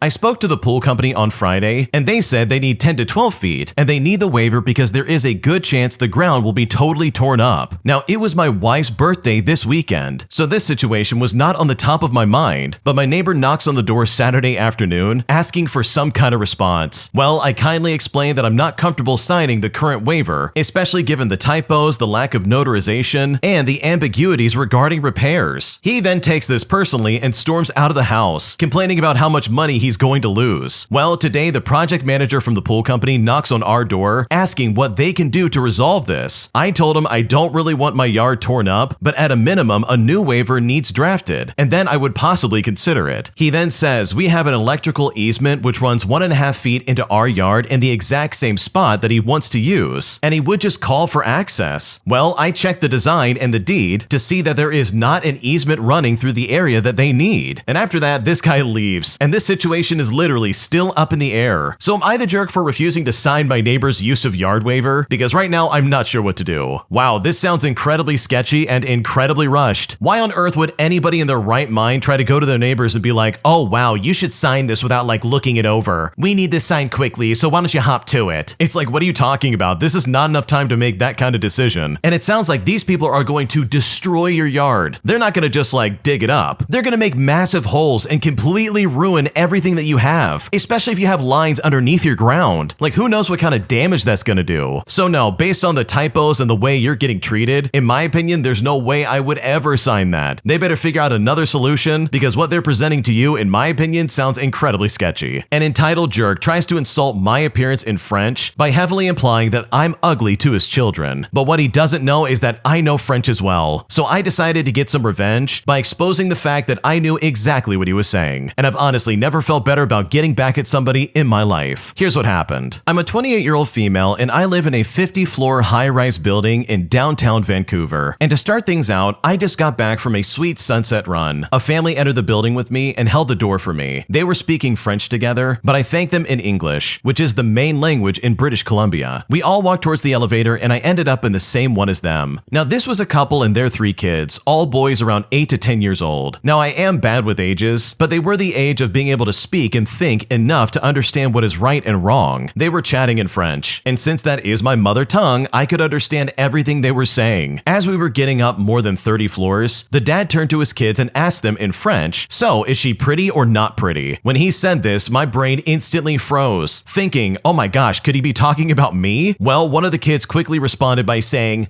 she's not pretty. I stopped breathing for a second, realizing now fully that it was truly me they were blatantly judging right in front of me. I then, sadly enough, froze. That's mostly how I react when situations are just unbelievable. With just a few floors left before I could escape the awkwardness, I had a choice to make. I could let it go or seize this once-in-a-lifetime opportunity for perfect linguistic revenge. I'm not the confrontational type, but I couldn't let this slide. But I kept my cool though, and as I exited the elevator, I turned back and said with the most sassy French accent I could give, have a good evening. The look on their faces was absolutely priceless. I left quickly, but in hindsight, I wish I had made direct eye contact until the doors closed. I've dealt with rude comments before, but this moment was a chef's kiss. I've always dreamed of a situation like this where I could use another language to surprise someone who thought I couldn't understand them. But I'm just saying, keep your language skills to yourself, as you never know when it could come in handy. Learning multiple languages is 100% worth it, if just for bamboozling people like that. The mom stood there silently the entire time, almost like she wasn't really present, and I couldn't help but wonder if she faces this kind of behavior from him as well. There are a few Airbnbs in my building, so I'm guessing they were some kind of tourist, because I never saw them ever again, even though I would have loved to have a second chance at revenge. Wow, the guts on that guy to be like, hey kids, tell me if this lady's ugly or not, right in front of someone in a country where French is their second language. Like seriously, this guy's an idiot. First of all, why would he do that and try to set up some kind of precedent with his kids to be like, oh yeah, we judge women in public? It's like, you do have a wife, you know, right? She's literally standing in the corner, probably wishing she wasn't there. And based on that reaction alone, I'm willing to bet she deals with this all the time from this guy. Like he's probably some absolute monster behind closed doors. But I really think the way you handled this was perfect. I love the fact that you didn't take that sitting down and you did not allow this guy to make some awful comment at your expense. So good for you for putting this guy in his place because he absolutely deserved it. My toxic, crazy coworker demands that I listen to everything she has to say, all because she has a college degree and I don't. But after dealing with her for so long and listening to all of her awful comments, I finally put my foot down and not only embarrassed her in front of the entire office, but also put her in her place in a way that she truly never expected, resulting in her quitting her job purely out of embarrassment. Here's what happened. Okay, so this happened many years ago when I was a secretary for an up-and-coming attorney. It was a small office, just the attorney, me, and the office manager. Now, I never finished college, and the office manager never tired of holding her degree in business over my head. This person, who we will call Nancy, that's not her real name, managed to work her college degree into almost every conversation. Also, anytime I questioned one of her office policies, such as not having a drink at my desk, or not wearing slacks, or not playing a radio in the office for background music, Nancy would explain to me in the most condescending fashion that according to her education, such things were unprofessional and counterproductive. One of Nancy's weirdest policies went right against the stated orders of the attorney we both work for. As a law office, we sent out a lot of correspondence, legal papers, claims, letters, bills. It would all be mailed out because their office was fairly remote and we weren't close enough to downtown to have a runner take in the documents for the court. We had a postal machine to print out the exact postage on each piece of mail, and it was graded by weight according on how much each envelope weighed on the postal scale. We used both number 10 envelopes and manila envelopes to mail things out. Now, anything under a certain scale, if it would fit inside a number 10 envelope, would only cost the equivalent of one stamp. If it was more than 3 or 4 pages, we would mail it flat in the manila envelope, which because of its thickness and size, would automatically require the postage equivalent of 2 stamps. In order to save money because of the volume of mail that we sent out, the attorney specified that if it would fit inside a number 10 envelope and only weighed enough to cost 1 stamp, then just go ahead and fold up the document and send it in the envelope. And sure, maybe it sounds so foolish to be so strict about something as small as the cost of a stamp, but trust me, on a weekly basis, all those stamps added up. So if a document was only 4 pages or less, I would fold it up and put it in a number 10 envelope. And this is where I butted heads with our dear Nancy. The first time she caught me folding up a 3-page document to put in a regular envelope, she lost her ever-living mind. She screamed at me and said, "Don't you dare send that out in a regular envelope. It's more than 1 page and you need to send it flat." So I said to her, "But Nancy," Henry, who is the attorney's name for the sake of the story, was very specific about his instructions. She then fired back and said, "Are you arguing with me? Need I remind you that he made me the office manager and he told me to run this office in the most efficient manner possible. I'm the one in charge and I'm the one with a college degree. So you do as I say." I tried to say something back, but she just interrupted me. "I don't want to hear anything about it. If it's more than 1 page, then you send it flat." Now, I would have thought this was one of her professional business things that she'd learned in her classes, but what she said next not only blew that out of the water, but also convinced me that I was dealing with someone who was a complete idiot, college degree or not. She said to me, "If you fold up a piece of paper, it weighs more. The more paper you fold, the more it weighs. And that's a waste of postage. Henry wants us to save every penny we can, and you're wasting his money." Now, after I scooped up my jaw off the floor and fitted it back into place, I tried to explain to Nancy that paper does not in fact weigh more simply because it was folded up. But she wasn't having it. She started yelling at me that I was stupid, all because I didn't think about the fact that if you fold something up, it gets heavier. She reminded me again that she was the college graduate and not me, and I should know better than to question her authority and her intelligence. She reiterated that if you fold up paper, it not only weighs more, but I was also wasting postage by doing so. And at this point, I even offered to take 4 sheets of paper and fold them up and place them on the scale, and then place another 4 sheets of paper on the scale so she could see that they weighed the same. And when I said this, I thought she was going to slap me. She advanced on me and snatched the envelope out of my hand and ordered me in a screeching voice to reprint the document and mail it out flat because if you fold it up, it weighs more. Now, about that time, Henry's office door opened and the attorney himself appeared in the doorway, laughing so hard he couldn't even talk at first. He said to us, "Ladies, that's enough. I don't like getting involved in office politics, but this time I had to step in. Nancy, I know how proud you are of your bachelor's degree, but obviously they forgot to teach you anything about the laws of physics. So please allow me to enlighten you, because the original poster is 100% right. You can't make something weigh more just by folding it up, and it costs more to send a manila envelope than it does a regular one. So there are doing exactly as I asked her. And going forward, you need to let her handle the mail because that's the reason I assigned her the task. You are not to interfere with her anymore. He then looked at me and said, if Nancy gives you any more trouble, come tell me and we'll have a nice sit-down talk about it. Well, from that day forward, Nancy refused to speak to me except when she absolutely had to. And you know what? I was perfectly happy about that. About a month after the heavy folded paper confrontation, she suddenly turned in her notice and found another job. The new office manager who replaced her thought this was an absolutely hilarious story and never got tired of us telling her about it. So with all things considered, am I the jerk in this story in any way, shape, or form? Because regardless, this story is incredibly funny. Okay, first off, no, you're definitely not the jerk. Nancy is an absolute fool, and the fact that she acted like that is crazy to me. Like, I understand being proud about your accomplishments, but she's taking this to an entirely different level. Like, this really is so weird, and the fact that she was trying to like hold this over your head is just insane to me. So seriously, good for you for not putting up with this, because her behavior, in my opinion, was so uncalled for, and you did not deserve that in the slightest. If you like Am I the Jerk, you're probably going to love Am I the Genius. Check it out, link down below in the description. Also, go to amithejerk.com/submit if you would like to submit your own stories. My narcissistic friend is dragging me down with her, as her negative attitude and awful treatment of others around her has isolated her in such a way where I am literally the only person who even cares about her. And at this point, I honestly don't know what to do. Here's what happened. Okay, so I just need to get this off my chest. My friend, if I can even call her that anymore, is so narcissistic and oblivious that she doesn't even realize that she's driving everybody away, and somehow I'm still stuck trying to save her from herself. She talks crap about everyone behind their backs. I mean, nobody is safe. We're talking friends, coworkers, even people who have genuinely tried to help her out. And then she has the audacity to get hung up on petty things, like people working from home or leaving work early, as if she's the ultimate judge of work ethic. Like seriously? I've seen her fix her own time card more times than I can count, but she acts like she's above it all. What's even worse is how she gaslights me when I try to give her advice. She'll come to me for help and I'll give her realistic suggestions, and then she'll turn around and act like she came up with the idea in the first place. It is honestly maddening. I genuinely try to protect her and get her to be more self-aware, but she's so wrapped up in her own ego that she can't see how she's alienating everyone else. And don't even get me started on how she defends the worst people. At work, there's this employee who is objectively awful. They are lazy, rude, and terrible at their job. Everyone knows it, but she's out here acting like their #1 cheerleader, completely blind to how bad it makes her look. But of course, the problematic people love her because they're the only ones left who can stand her. Meanwhile, everyone else, friends and coworkers alike, have been quietly distancing themselves because her negativity and drama are just too much. Now, what's the worst part about it? I feel like trying to help her is lowering my own stock. I've stood up for her more times than I can count, but she refuses to take accountability or be realistic. Her narcissistic tendencies are holding her back, and at this point, I'm wondering if they're holding me back too. I don't know why I keep trying. Maybe part of me feels bad for her because I see how she's imploding her own life, but I am so exhausted. She gets left out now, and she goes into victim mode, so I try to lift her up. Then she turns around and talks crap again. Has anyone else dealt with someone like this? How do you let go when you know they're dragging you down, but you still feel like you owe them something? What should I do? Honestly, it sounds like you know what you need to do, but for some reason you're unable to do it. Like seriously, this person is clearly dragging you with them because in my opinion, misery absolutely loves company. And this friend, even though I don't think they're actually your friend, would happily drag you along with them if you let them. So seriously, in my opinion, it might be time to find a better friend because the person you described absolutely sounds like someone who's going to ruin your life. Am I the jerk for not letting my wife's family stay at our house for a few extra months after they had been living there for well over 120 days? Because right now, everybody is furious that I'm making them leave. And at this point, I don't know what to do. Here's what happened. Okay, so my wife's family came here for a better life from another country, and they were staying at our house. It's a family of 5, and our house isn't the biggest. It only has 1 bathroom, so that's 7 people in the house when it's only meant for 2. We gave them 120 days to find a job and place for themselves. They all found jobs, but they couldn't find an actual place to stay, so they are renting bedrooms, and now they're upset with us because it really seems like they weren't even trying to find a place to stay, and it seems as if they got way too comfortable. If they were looking, they would have asked me for help, but they asked me maybe once about it, and that's it. They were not proactive about it at all, and now they're mad at us. I told my wife they had to leave, and now everybody's upset with me. So am I the jerk here? Because honestly, I don't know what to do. No, I don't think you're the jerk. We might not have a lot of information, but I think it's safe to assume that if you're going to another country, then you need to plan way better better than just living in a relative's house. Like, you literally opened up your home so that they could stay there, and it was already super inconvenient. Adding 5 people into a house that's only meant for 2 people, like, that must have been insane and so annoying. And seriously, let's think about the alternative here. Let's say you did let them stay a little bit longer. Like, what's the end goal here? Are they seriously expecting to stick around and like not find a place of their own? Why are they getting mad at you for them not planning properly their entire lives? So no, you're not the bad guy here, and you're definitely not the jerk. Because if they really wanted to live in another country, then they absolutely should have planned better. Am I the jerk for defending my boyfriend against my dad after he made some snide remarks about him that put him down in public around my entire family? Because right now I'm still incredibly pissed off. Here's what happened. So I recently had a baby with my boyfriend of 3 years who we will call Nick. I work as a nurse with crazy hours, and Nick previously worked in a warehouse. When I was pregnant, Nick expressed to me how he wanted to stay at home with the baby at least for the first couple of years, as his dad was not in his life and he wants to soak up every moment of our child's life. And we both agree that this would be best for our baby. I come from a conservative family, and my parents were first not too pleased that we had a baby before marriage. My dad has made little hints here and there to Nick, asking when he's going to make me an honest woman. When I told him that Nick would stay at home with the baby, my dad took his glasses off, he wiped his forehead, and he shook his head. But he did not say anything further. Recently, at a family function, my cousin announced that she is pregnant. Everyone was giving her and her husband congratulations, but my dad made a snide remark to them, saying, "Oh, you should talk to Nick here. He's an expert at the baby stuff." The comment was obviously meant to belittle Nick, and my boyfriend just gave a nervous chuckle and nodded. Later in the day, our baby needed a diaper change. I was in the process of getting up to change him when my dad said to us, "Wait a second, isn't that Nick's role? You do nothing while my daughter works. You can at least change a diaper while she's with her folks." Now at that point, I had had it. I told my dad to stop with his remarks. Nick is an equal partner in our relationship, and he is a wonderful dad who does most of the childcare. I told him just because he didn't do anything when it comes to child rearing for me and my siblings, that does not mean that all men need to be like him, and he needs to get with the times because this isn't uncommon anymore. Well, things got awkward, and my mom quickly changed the subject to something else, and my dad was pretty quiet for the rest of the night. After the event, my dad called me saying I disrespected him in front of our entire family, and that apparently I was out of line. He said I insulted him as a father and that I needed to apologize. But I told him I had nothing to apologize for, and I was tired of him picking on Nick. Well, my mom agrees with my father that I was too harsh on my dad. So seriously, am I the jerk here for defending my boyfriend? Because right now I'm honestly incredibly pissed off. No, I don't think you're the jerk at all. Like seriously, your dad was being so inappropriate. The fact that this guy was making snide remarks in public nonetheless, essentially putting down Nick and acting like, oh yeah, he doesn't do anything for this family. He's an awful father. The least you can do is change your kid's diaper while my daughter works. Like, all of that is so uncalled for, and if anything, he's the one that was out of line. So I think it's pretty ironic that he's trying to be like, you need to apologize to me. You embarrassed me in front of the family and you were out of line. Because if anything, he's the one that absolutely should be apologizing. Because what you did, in my opinion, is exactly what a partner should do. You defended him against someone that was defaming his name. And in my opinion, Nick did not deserve that in the slightest. My friends are convinced that my boyfriend is only learning ASL so that he can drive a wedge between me and my friends. But now, after they've seen the truth, we've exposed one of my other friends as an absolute snake, as his only intention was to spread seeds of doubt with me and my boyfriend. Here's what happened. So this story is an update to a previous story the original poster covered, where they're dating someone who's learning ASL so that they can better communicate with their brother. Here's what they had to say. So to give the rundown, I've been dating a guy who we will call John for about 5 months. This is my first relationship, and he met my family 2 months ago and had befriended my brother who is deaf. The two of them have been gaming with each other ever since, and John has been apparently learning ASL to communicate with my brother better. However, my friend said that his behavior could be seen as obsessive, emotionally manipulative, and downright creepy. And with that brief introduction out of the way, let me get into some more details. First off, I wanted to thank everyone who gave me their insights on my original post. As I said, I'm very new to relationships, so reading insights outside of my friend group was very eye-opening. To start things off, many people said that my high school friends are untrustworthy and they're awful people who never bothered learning ASL despite knowing me for a long time. And I will say that I take accountability for this. I'm not saying they're blameless, but it's not entirely their fault. For some context, our family moved to an area when I was in senior year of high school, and this is all due to my dad's job. My friend group, which has 2 guys and 2 girls in it before I joined, was already tight when I came in. They then took me in after I got grouped together for a school project, and they've been with me ever since. I mean, we've been friends for about 4 years now. They're not exactly saints, but they helped me survive my senior year in one piece. They are fun to hang out with, and they were the support I needed when I was struggling. Also, during that time, my brother was having an especially hard time adjusting because of his disability, so my friends never really saw him a lot. To be clear, I was never ashamed of my brother. It's just that whenever my friends came over, he either locked himself in his room or was in a different area with his tutor and never really interacted with us. Whenever he does come out, he is really shy and awkward, so my friends mostly get glimpses of him. By the time my brother became more comfortable in our area and found his own circle of friends, my friends and I had already graduated from high school, and we don't really hang out consistently anymore. They're friendly and polite with my brother, but then again, they never interacted as much, to the point of them actually needing to learn ASL for him. Now, with that bit of context out of the way, let me get back to the update of what happened after the last story. Last week, my friend group had our year-ender party, and I decided to bring John along so that he could meet the rest of my friends. My other friend in the group also brought his girlfriend, so this wasn't really weird. And for reference, others have done this in the past as well. Now, I've commented in the previous post that John had only met my closest guy friend, who I will be calling Mike for the sake of the story, so I wanted the rest of them to form their own opinions of John after they've met him. Initially, there was some weird tension and awkwardness from my friend group towards John, and they were a bit cold, and they were throwing some harsh remarks towards him. Eventually though, they all warmed up to him, and they were actually pleasantly surprised by his personality. We all got along well, and we all even had fun in our games. However, I could tell that there was still awkward tension coming from Mike towards John and towards the rest of the group. He was throwing meaner jokes more than usual, and he's kind of isolating himself from the activities. The day after the party, I had lunch with my closest friend, who we will call Sophia, just to try and clear the air, because I could tell that they could also sense something was off. Now, a lot of people speculated that Mike had a crush on me and was jealous of my relationship with John, and it turns out that you were all 100% correct, but it's a lot more complicated than that. Apparently, Mike has had a crush on me since our senior year of high school. However, he is known in our school as a notorious ladies' man and had a new girl with him almost every month, and this got exponentially worse during college. He had different hookups almost every night, and he even had a pregnancy scare with a girl last year. I knew all about this because he bragged about sleeping around every time we met up. Now, what I didn't know was that the entire time, Mike has been making up fake stories about me and him. Sophie told me that apparently, Mike and I had a pact that if we were still both single when we were 30, we would apparently marry each other. Also, he told our friend group that we hooked up after graduation, and that he was my first time, if you know what I mean. So he's apparently my special person, whatever that means. He also told them that we'd been secretly hooking up consistently throughout college. And for context, Mike and I go to different universities that are just about 30 minutes apart. Lastly, Mike told them that I said I'm in love with him. He told our friends not to tell me anything, just so I don't get embarrassed or upset, since I have this image of being somewhat of a prude. Mike also told our friend group that when he met John, he thought that John was a total jerk who has been manipulating me and taking advantage of my innocence. He said that John had been forcing himself into my family and is driving a wedge between me and my friends. Mike also said that after he had lunch with me and John, he tried to convince me to stay away from John because he's not a good influence on me, but apparently John had effectively brainwashed me. This explains why my friend group was already so antagonistic towards John, especially when I told them about him. Now, for the record, none of what Mike said was true. There was no pact, we never hooked up, and I never have been in love with him. After that, Sophie and I asked the rest of our friend group, except for Mike, to jump on a FaceTime call with us. They all shared different versions of what Mike had told them, and there were a lot more, but I disputed everything. We were all collectively shocked about everything that we had learned that day. They then apologized for their behavior towards me and John, and I told them I understood given all the lies fed to them by Mike. Then everybody agreed to kick Mike off the friend group. Sophie suggested that maybe we could have an intervention for Mike first, but I just said that I didn't want anything to do with him anymore. The rest of the group agreed, so we essentially just cut him off. Sophie said she would still talk to him just to inform him of everything that happened, but I really just wanted to distance myself from him. Now, it's been a week of being Mike free, and Sophie said that she and another guy friend talked to Mike, and he became extremely defensive. He was confrontational and even aggressive. He wasn't physically violent, but he called them names, attacked their characters, and made such awful statements about everyone in our friend group that I won't include them here. And it's like cutting him off was clearly the right call. But with that in mind, I want to share some uplifting updates. After reading everybody's comments in my previous post, I reflected on my relationship with John and my friends. I then talked to my parents for advice, since they have the best relationship I know of. They told told me that from what they saw of John when he visited our home and how I spoke of him, it seems like he is legitimately a nice person with pure intentions. It also helps that John and I have been friends for months before we started dating, so I already knew his character even when there was less pretense of him trying to impress me. I then told John about everything that happened and apologized, fully expecting him to be mad at me for doubting him and his intentions. Instead, he said he understood because of course it was just natural for me to trust my friends and expect them to have my best interests. He then asked me if there was any point in our relationship where I felt uncomfortable or uneasy around him, and I categorically said no. I told him that he's my safe space and he has nothing to worry about. He then reassured me that his intentions with me are genuine, and he even said he sees a future with me, which I reciprocated. Also, John and my brother's friendship is still going strong. In fact, my brother participated in one of John's Dungeons & Dragons sessions with his friends, and John and I both acted as the translators, and we were delighted to see that most of John's friends already know the ASL alphabet, and apparently they even had that included into the lore of their campaign. Also, my brother had been asking John some tips for working out and has been getting really fit lately since they do have the same body type, but John is just a bit more toned. Also, I met John's family for the first time for their annual get-together, and it was super fun. There were games and contests. Also, I wasn't prepared for it, but apparently, since their mom is a theater performer and their dad is a music producer, it was their family tradition to have a talent showcase. They gave me a pass this time, but they told me I should prepare something impressive for next year. John and his brother performed a song by NSYNC, while his sisters and their husbands did Defying Gravity from Wicked. Their parents did the medley from The Sound of Music, and it was just a complete blast. I really felt their family's warm welcome, and they really treated me as one of their own. I could see where John got his good values and good looks from. So that's it for this update. My relationship with John is stronger than ever, and I finally know exactly who my true friends are. Wow, good for you. I love this update because seriously, I knew for a fact that Mike was being weird. This guy's clearly jealous that John is dating the original poster, and he was spreading lies to try and ruin that for you. So good for you for finally knowing the truth, and hopefully your relationship with John continues to work out. An entitled Disney mom cuts the entire line just so she and her stupid kids can get on the line before everybody else. But after waiting in this line for so long, as well as observing her smug attitude as she walked in front of all of us, I decided that enough was enough, as I went out of my way to make sure this lady not only couldn't get on the ride, but also knew that what she was doing was incredibly wrong. And I've honestly never felt better about getting back at somebody in my life. Here's what happened. Today, I visited Disney for the first time since I was 9 years old. It was a super fun day, and while the lines were longer than I remember, maybe I was just excited back in the day. Now, my friend and I discovered the single rider lanes and took advantage of that due to the shorter wait times, and it didn't matter to us to ride separately. As we were waiting in that line, a family of four, namely a mom, 2 daughters, and a dad, walk through the middle of the line holding hands. Several people are disgruntled and asking what they're doing, but the mom then claims that they forgot something on the ride. They then make it to the part of the ride where single riders, fast pass riders, and the original line are all in a similar area. One of the ladies behind me then screams out, "Well, what did you forget?" And at this point, everyone in the single rider lane is fuming, as we all realize she's just waiting to get on the ride with her kids. They even got shuffled into the pre-ride movie area before my friend and I, and at this point we are shocked that no one brought it to any of the staff's attention. Meanwhile, all the single riders are trauma bonding over this lady's boldness and entitlement. So when my friend and I got shuffled into the pre-ride movie area, I tell one of the staff what the lady and her kids looked like and what she did. He says at this point, since they are already in line to board the car, he literally can't do anything about it. Well, we make it to the boarding line, and lo and behold, there's the lady and her 2 kids. Well, not wanting to let this go, I stop yet another employee, and I explain the situation. Now, she says she will let someone know, but walks in the opposite direction of the rider operators. Then, one of the kids runs up to a man directly behind my friend and I, pulls on his arms and says, "Come on, Dad." We then turn around and Dad is behind us, but he refuses to join his family, probably because he heard everyone in line complaining about what they did. So right then and there, the entire line starts to speak louder. They were saying stuff like, "Well, what a terrible example to set for your children. What makes them feel so entitled? Everyone's waiting the same, some people for hours. Why do they think they're special? Why lie to get what you want?" The whole line at this point is loudly speaking, so these people know exactly what we think of them. The dad continues to hang back and let people get in front of him as he hangs his head in shame and his family inches closer to the front of the line. Now, at this point, I had had enough. I talked to the people in front of me and I asked if I could go let the ride operators know what happened, because I'm not letting this go and I'm not gonna let them get on this ride. So I asked asked the people in front of me to let me warn the ride operators, and they were all happy to step aside. Now, at this point, the entitled mom is blocking the walkway because they are quite literally next to get on the ride. I tap her on her side and I say, "Excuse me," and then I stare her down. She slides over without a word, and I then tell the ride operator, "Look, this lady and her 2 children cut the entire line through the single rider's line, claiming that she forgot something, and you can ask anybody about this in line." This entitled mom then gives me the most evil, disgusted, shocked glare. I walk back to where my friend was, and another woman goes up to the line operator to verify my story. Now, this entitled Disney mom is trying to say both of us are lying, but then everyone in line starts yelling, and they were all telling the exact same story, determined to not let her or her kids on the ride. Well, as a result, they were eventually escorted out the side door, and when that happened, everybody in line started to clap, because this entitled Disney mom absolutely deserved it. Oh my gosh, I love this so much because my god, people at amusement parks, especially at like Disney World or Disneyland or something like that, they are literally the worst people to deal with sometimes. I would say most of the time when you go to those kind of places, it's usually a fine experience and nothing really bad happens. But then you have these Disney adults that take it way too seriously, and they think they're entitled to just walk in front of everybody and get exactly what they want. And it's like, "Oh, I'm sorry, I wasn't waiting in line for an hour to go on this 2-minute ride. There's no way in the world you're gonna get in front of me." So good for you for saying something and making sure she got exactly what she deserved, because her attitude as well as her entitlement is absolutely unacceptable. If you like Am I the Jerk, you're probably going to love Am I the Genius. Check it out, link down below in the description. Also, go to amithejerk.com/submit if you would like to submit your own stories. Am I the jerk for not buying my entitled mother a birthday gift? All because my wife and I just had a baby and money is incredibly tight. Because right now my mom is very upset, and at this point I don't know what to do. Here's what happened. Okay, so my fiance and I just had a baby back on December 16th. We are both on parental leave and money is tight. We have bills and we just had Christmas, not to mention the fact that we have a 3-week-old baby. Now here's where the situation really starts. My mother's birthday is the first week of January and she has asked for a gift. I had politely stated I can't afford to get her a gift this year, and if I do, it will be late. I was respectful in hopes that she would be understanding, but I was completely wrong. Her response was along the lines of, "Oh, I'll just forget about your birthday this year then." Which is like, okay, fine, I don't care about my birthday anyways. But this was the icing on the cake. I told her I couldn't get her a gift and I didn't care if she forgot my birthday. In response to that, my mom started blaming my fiance for me not getting her a gift and calling this whole conversation mistreatment, basically insinuating that we are neglecting her or outcasting her. For more background, ever since my fiance got pregnant in April of 2024, my mom has tried to make the whole experience about her. She got mad when my fiance didn't take her to the appointments with her. She got mad when I found out about the gender with my fiance. She was upset with the last name we gave our son and made side comments about how my fiance's mom was allowed in the delivery room and not her. Not to mention all the side comments saying my fiance is a jerk or is paranoid. I have defended my fiance through all of it, but it is honestly just getting ridiculous. So am I the jerk at all against my mom? Because right now I don't know what to do. No, you're not the jerk at all. Your mom is being weird and it's honestly not fair. She knows for a fact you guys have no money. You guys are literally 3 weeks into being new parents. The fact that she's being so selfish, in my opinion, is unacceptable. So no, you're not the jerk for not wanting to get her a gift, because the way she's acting, in my opinion, is incredibly annoying. Am I the jerk for not wanting to pay my father-in-law for home repairs that I never asked him to make? Because right now he's quoting me at nearly $1,000 for work that I could have gotten done for much cheaper. And at this point, I seriously don't know what to do. Here's what happened. I'm a 34-year-old female, and recently I went on vacation with my family to our home in North Carolina. And for reference, this is a home that I inherited from my parents. This house is usually rented out as an Airbnb, but due to recent hurricanes, I've been struggling to rent it out and have been doing most of the maintenance myself to save the cost. During our vacation, my father-in-law said he wanted to visit. I reluctantly agreed, and he flew down to North Carolina to stay in one of the spare bedrooms. Since he doesn't have much money, we covered all of his food and restaurant meals during his stay. While we were there, I had a few maintenance items on my list, including repairing running toilets, replacing a sink, and painting the stairs. Now, I had planned to hire a plumber for $350 so that they could fix the toilets, and I would just paint the stairs myself. Well, my father-in-law offered to help, saying that he and my husband could replace the toilets and repaint the stairs. Now, I agreed, thinking it would be fine. However, during the process, my father-in-law cracked the bathtub, which now needs to be repaired, adding it to my cost. Now, Now, this is the part that is truly enraging. At the end of his visit, my father-in-law told me I owed him $850 for the work that he did. And when he said this, I was shocked because there was no prior discussion about him charging for his help. Considering we provided him with free lodging and meals, and given the bathtub incident, I feel it's unfair to pay him this amount. I haven't responded to him yet, but I don't plan on paying him a single dime. So am I the jerk for not wanting to pay him? Because right now I'm incredibly frustrated. No, of course you're not the jerk here. Your father-in-law is out of his mind if he thinks he can get that kind of money out of you. Like, first of all, this would have cost what, $350 to fix? And this guy comes in and says, oh, I'm sorry, it's gonna cost close to $1,000 now because I messed it up. And it's like, dude, I didn't even want you to help out. Because at the end of the day, he was the one that offered to help out, not you. And the only reason it's gonna cost you more money is because he damaged your property. Like, this is literally his own fault. So if anything, he should be the one to pay for all the stuff he damaged. And it absolutely should not come out of your back pocket. An entitled teenager makes a scene outside of our hotel room. And despite the fact that we're trying to get up early for a funeral the next day, this idiotic teenager refuses to shut up, forcing us to get the hotel security involved just to get him to quiet down. Here's what happened. Okay, so this happened back in November when we were visiting Texas for my uncle's funeral. It all took place a day before the actual funeral itself, and we were all just tired from driving all around town, getting house supplies and groceries for my now widowed aunt, as well as the viewing of my uncle's body. The funeral was going to be held pretty early in the morning, so we decided to go to sleep early after we had dinner at the Chili's across the parking lot from our hotel. Now, I was sharing a room with my mother and father to save some money, as I'd spent quite a bit in preparation for Christmas, so they were more than happy to let me stay with them during our visit. Well, it was 9 o'clock at night and we heard shouting coming from outside our room. It sounded pretty nasally and young, so I could only assume it was a teenager talking on the phone or something like that. I look outside the peephole and I saw a 15 or 16-year-old boy wearing a headset with an Alienware laptop plugged into a charger outlet that he had plugged into the wall. Now, this kept going for 15 straight minutes, so my father decided to ask the boy to please be quiet. My father opens the door and gets the boy's attention before saying, "Hi, so listen, we can actually hear you talking through the walls. You're talking pretty loud and we actually have a funeral to be at tomorrow. If you could please play in your room or in the hotel lobby, we would really appreciate that." Well, this kid replies by saying, "Well, I'm not talking loud." But my father says, "Well, we can hear you through the walls, so you must not realize you're talking so loudly into your headset." Now, this kid just keeps arguing that he's not talking loudly, but at this point, my father gets a bit more stern. He tells this brat he needs to find somewhere else to play and that we're trying to sleep before shutting the door. 15 more minutes pass and he's still being loud as he talks into his headset playing games. I then told my father to just call the front desk. Maybe they will be able to get him to be quiet. And so he does just that. He gets on the phone and explains everything to the night auditor. And then he hangs up saying, "You'll smell him before you see him," which really made me laugh if I'm being honest. He then looked to me and explained how the kid smelled like he hadn't showered in weeks or something like that, because he could smell the most ungodly smell when he was talking to that kid. My mother even said she could smell that exact same odor in the hotel elevator, even though the kid wasn't in the elevator with her during the time. I could even smell it in the hotel stairway after I was coming back from the McDonald's down the street. Hotel security eventually shows up and tells the kid more or less the same thing my father told him, and this time he gets more louder and screams at them, saying that he's not being loud and that everyone's just out to get him. My father and I stood close to the door with our ears pressed against it to try and hear what was going on, and we could hear this kid screaming at the security officers and even his own parents. He just screamed out loud, "And you keep wondering why I keep saying I don't want to be alive." And he basically just kept screaming a bunch of empty threats to them and refused to get up from where he was sitting and allow everyone else to go to sleep. Every 10 to 15 minutes, he would start up again with his parents and more security officers, shouting and screaming the same veiled threats of wanting to do harm to himself, if you know what I mean, while also saying how everyone's just attacking him because he's a teenager and just because he's playing video games. And it's like, yeah, dude, that's why everybody's telling you to be quiet when it's almost 11 at night. Sure, keep telling yourself that. 11:30 comes around and the parents come back one last time to try and get their son to be quiet. I remember the mom saying, "Please, just come back to the room. Everyone else is trying to sleep and you're talking very loudly." She said this really sweet and calmly, by the way, not aggressive or sounding like she was barking an order at him. Well, how does this kid reply? He starts mockingly shouting, "Everyone's just trying to sleep. Everyone's trying to sleep and you're talking loudly, even though I'm not being loud." And the last part of his sentence actually got a giggle out of me when he said, "All everybody knows how to do is act like a bunch of grumpy old men and just leave me alone," referring to my father, by the way, who restrained himself from going outside and shouting and just reading him the riot act like he did back when he was a cop with the perps he arrested. The kid then stomped his foot loudly enough that it sounded like someone popped a balloon and slammed his computer shut so hard that it sounded like he cracked the screen before going inside the room and slammed the door behind him twice as loudly as he shut the laptop. We managed to get sleep around midnight, and it was all we could talk about the next morning during breakfast. My sister and her fiance could hear the shouting as well, but couldn't make out what the kid was trying to say, as their room was at the opposite end of the hallway. My cousin and her boyfriend were in the floor right above us, and they could hear everything, as their room was right on top of where this kid had his multiple tantrums. The incident stayed in my head as I flew back home 2 days after the funeral, and I really feel terrible for those parents for putting up with a kid with such an entitled attitude and the most horrible body odor known to mankind. Wow, I cannot stand people who act like this, who really have no self-awareness of how loud they're actually being. Like seriously, this guy could have gone down to the lobby and played to his heart's content until he turned blue in the face. Like no one's gonna be down there at that hour, and certainly no one's gonna bother him at all. So the fact that he was so adamant about sitting in this hallway and making all this noise, that in my opinion is so unacceptable, and this kid absolutely deserved to get shut down. This next story came from the Am I the Jerk subreddit. Check the links in the description if you would like to submit your own story. Am I the jerk for not letting my roommate use my emergency savings to cover her rent? Because right now she's calling me selfish, claiming that I'm not a real friend, while also telling my mutual friends that I'm intentionally letting her struggle when I could easily just help her out. But right now I feel incredibly frustrated, and at this point I don't know what to do. Here's what happened. I'm a 25-year-old female, and I live with my roommate who we will call Kara. We've been friends since college, and while living together has been mostly fine, Kara isn't great with money. She often splurges on things like designer clothing, eating out, and spontaneous trips, and I've always kept quiet about it because it's her life. Well, last week, Kara told me that she is short on rent this month, all because of a surprise expense. When I asked her what happened, she admitted that she went on a weekend getaway with friends, thinking that she'd be able to figure it out later. Well, now later is here, and she doesn't have enough money to pay her half of the rent. Kara then asked me if she could borrow money from me, specifically from my emergency savings. But I said no. Those savings are for emergencies, unexpected car repairs, medical bills, or losing my job, meaning that they're not meant for covering her overspending. I told her she should reach out to her family or look into short-term loans. When I said this, she got upset with me and said I was being selfish and not a real friend. She argued that it wouldn't be a big deal for me to lend her the money because I have the savings, and she said she would pay me back soon, even though she couldn't specify when. But I just stood firm. I said to her, I am not your safety net when you decide to blow your budget. Since then, Kara has been cold and distant. She's been telling mutual friends that I'm letting her struggle when I could easily help her out. Some of them think that I should have just lent her the money to avoid the drama, while others agree that her poor planning isn't my responsibility. So seriously, am I the jerk in this situation? Because right now I don't know what to do. No, you are definitely not the jerk. Her lack of planning is not your emergency, and it certainly is not going to come out of your emergency savings. The fact that she sees you as some kind of like bank account or piggy bank she can pull money from, that in my opinion is the mark of someone who is using you, as well as someone who is absolutely not your real friend. Like seriously, who in their right mind would go for a weekend getaway and then be like, oh, don't worry, I'll figure out rent later. And it's like, wait a second, your way of figuring it out is just getting money from me. So no, you're not the jerk here. This is absolutely ridiculous. And the fact that she would try to guilt trip you into giving her money, in my opinion, says all that you would ever need to know about her. Am I the jerk for leaving my mother's party after she insulted my daughter? Because right now I'm still incredibly mad and I don't know what to do. Here's what happened. I'm a 36-year-old female and I have a stepdaughter who we will call Anna for the sake of the story. Her father and I married when Anna was 2 years old. Now I consider her to be my real daughter in every way that matters, and I love her just as much as my biological children. Most of my family adores Anna, as she is very sweet and she's a hard-working girl who does her very best to make them proud. However, my mother appears to not be like this. She's never outright said that she dislikes my daughter or why, but I've always thought it's because Anna wasn't my biological child. I've been teaching Anna how to cook for a few years now, and she asked me last year if she could start bringing her cooking to family gatherings and potlucks, and of course I agreed. Well, when we started doing that, my mother started critiquing Anna's dishes. It began with just suggestions, like she could add different spices or cook an ingredient a little bit longer, but over the past few months, it's been getting worse. And here's the thing, she doesn't criticize any of the dishes from any of the other family members. Well, this Thanksgiving, she told Anna that the casserole she made was disgusting and inedible. When I heard this, I told my mom to stop criticizing Anna and that she was doing her best. But when I told her that, she just brushed me off, which was honestly my final straw. Fast forward, and my family was in town this week so that we could all celebrate my mother's birthday. And since I had everybody there, I decided to try and play a trick on my mother. I had some curry that my mother had made about 6 months ago, and it was given to me to freeze. So I reheated it and I brought it to the party, and I told everyone Anna had worked very hard to make it, just like her grandmother always did. Well, wouldn't you guess it? Immediately, my mother started criticizing the curry, saying how Anna had added too much spice, and she apparently overcooked the chicken. She even went as far as to tell Anna that she should stop bringing food to potlucks altogether. Now, I had not intended to make a big deal out of this, but that comment crossed a line. So it was right then that I decided to reveal my scheme. I informed my mother that it was her own curry that had been reheated, and Anna had not actually cooked any of it. Well, when I said that, she immediately started sputtering and backpedaled, saying she was just trying to give constructive criticism and to try and make Anna a better cook. But I knew that she did not believe it. I asked her why she would treat my own stepdaughter so badly, and she admitted that she didn't see Anna as her real grandchild. And when she said this to me, that honestly was my final straw. I found my husband, I found Anna, and my other children, and I told them that we had to leave, explaining what my mother had said. And we probably won't be attending any family gatherings for the foreseeable future either. Well, my mom has gone full scorched earth on Facebook, and most family members have taken her side. She says that I ruined her party by leaving, and that I destroyed our relationship for someone who isn't even my real child. My husband is on my side, but he thinks that we shouldn't have left the party, since I had already proven my point. So am I the jerk for leaving my mother's party, as well as for calling her out in the way that I did? Because right now, with all things considered, I'm still incredibly pissed off. Oh my god, this is unbelievable. First of all, no, you are definitely not the jerk. If anything, you're a fantastic parent, and you're exactly what your daughter needs. To start things out, your mom is a monster. The fact that she would say, oh, she's not your real child, and I don't consider her a real grandchild either, to me is honestly one of the worst things that she could ever say in this situation. Because seriously, why on earth would you act like that towards somebody else's kid? So I honestly don't blame you for leaving that stupid party. Because seriously, what your mom did was so disgusting. She's been criticizing Anna left and right and treating her like garbage all because she's not a real grandchild. You know, whatever that means. But I just love the fact that you tricked her and caught her right in her words. Because that could have been the best dish of curry you've ever made in your life. And in fact, it was your mom's own recipe. So the fact that she thought it was Anna's was the only reason she was going to criticize it, even though she herself was the one that cooked that dish in the first place. This is all so wild to me, especially the fact that anybody's taking her side. Like seriously, they expect you to stick around and stay at the party? No, that's not gonna happen. If that was my kid, I would absolutely leave. Because if anyone has the right to go scorched earth, it's you. Because you caught her exactly where you wanted her. And if the rest of the family wants to be her flying monkeys, then honestly, they can go for it. I would not want anything to do with family members who actually feel that way about my kid. So no, you are definitely not the jerk here. Your mom is a piece of garbage, and so is anybody taking her side. Because there is nothing wrong with Anna being your stepdaughter. And if people seriously cannot accept her, then they're the ones with the problem and not you. An entitled Karen rolls up to our food bank, demanding that we give her all of the bacon and steak we can possibly find. As she says she has a barbecue coming up, and she needs the steak and bacon, otherwise her barbecue is gonna be ruined. And I've honestly never met anybody more ingrateful in my life. Here's what happened. During one summer, I decided to volunteer at a food bank that was right down the road from my house. I had expected it to just be canned foods or something similar, but this place was really amazing. They would put together grocery carts of food that were donated from nearby grocery stores. One box of vegetables and fruit, a box of meat and bread and some food, some drinks, some canned foods and desserts. And if you were one of the first 20 people or so, they would give you a full blank cake. Now, I was in charge of the door, which meant taking everyone's tickets for the day and giving them their cart full of food. I had just closed the door to wait for more carts to be finished when I heard someone banging on the door. Now, this wasn't the first time this has happened. Some people think I might have forgotten about them or something like that. So I opened the door and politely said, "Don't worry, there should be another cart ready in a moment." Well, this is when the entitled Karen enters this story. The last person got their cart right away. I explained that their cart was ready, but that there were no carts ready at this time. Then, miraculously, someone finished their cart, and I was relieved that I wouldn't have to deal with some impatient Karen anymore, but boy was I wrong. Before even looking at the cart, she said to me, "I need bacon and steak in my meat box." But I responded by saying, "Oh, I don't think we have that." But she was definitely not having that, as she shouted at me and said, "Well, just go check then." And she said that as she made a shooing motion with her hands. Well, awkwardly, I closed the door and I went into the kitchen and I asked if there were any bacon or steak. Now, it wasn't the first time someone had asked for something specific, but bacon and steak was a pretty tall order. The person working on the meat laughed at me and said, "We get donated what people don't want. Tell her that we don't have any." I went back to the door and I apologized, relaying the message that we didn't have any. She let out a loud huff and said, "Then how am I supposed to hold my barbecue?" Now, I didn't want to be judgmental, but I was secretly thinking, wow, you're holding a barbecue with food bank food. Next, she picked up the cake and said, "Now here's something useful. I need you to write happy 4th birthday right on the top of it." But I said to her, well, that's donated from a store, so we didn't make it. But again, she was not having it, as she looked at me and said, "And go put words on it right now." I responded by saying, well, we don't have frosting and we can't do that. Plus, none of us are trained in writing and frosting as far as I know, so I doubt it would turn out well even if we could. She let out a frustrated huff again and said under her breath, "This place is useless." She then tried to grab the cart and bring it outside, and this is a very common thing for us to happen, but I dug my heels into the floor while explaining that you can't bring the cart outside. She responded by saying, "Then how am I supposed to get the food in my car?" I then pointed to the metal tables and I explained, "You put the boxes on the tables and drive your car up to them." Well, apparently this was the final straw for her, because she started yelling at me in a way that I honestly never expected. "I am never coming back here ever again. You have been nothing but rude to me and have given me barely anything of worth." I don't really remember much else of what she said, because I was near tearful, but it was mainly ranting about how this establishment was useless and she was never going to come back here ever again. And honestly, good riddance. She finally started grabbing the boxes of food and brought them to the metal tables. I was relieved as the last box was taken and quickly closed the door, thinking that was the last I'd ever see of her. But through the door, I could hear her car squealing away and her laying on the horn for some reason. I peeked through the peephole and I watched her honk at a parked car a few times before realizing there was no one in it and then swerving around it, blowing through the stop sign and squealing away. A minute later, there was a soft knock at the door. I opened it up and I was met with a woman looking nervous. She said to me, "That woman left some boxes behind." And sure enough, on the metal table was all of the fruits and vegetables and the bread and some boxed food. She basically took the meats and desserts and left everything else. So I told the lady that she could have them along with her cart if she wanted them, because we can't bring the food back inside and give it to someone else. Well, when I said that, her eyes filled with tears and she started thanking me profusely. So at least one good thing came out of this entitled Karen's wrath. I ended up telling the other workers and they were shocked. Apparently, they'd never met anyone that was less than grateful about receiving so much food when they're in a tight spot, even though some of them had worked there for several years. Wow, the Karen in this story is so toxic. Imagine being so cheap and so ungrateful that you go to a food bank and start barking demands. Because let's be real for a second, she only showed up so she could get free food for her stupid barbecue. She wasn't there because she needed to be there. She was there because she literally wanted a free handout. Like, I doubt she even needed this food in the first place, especially not out of some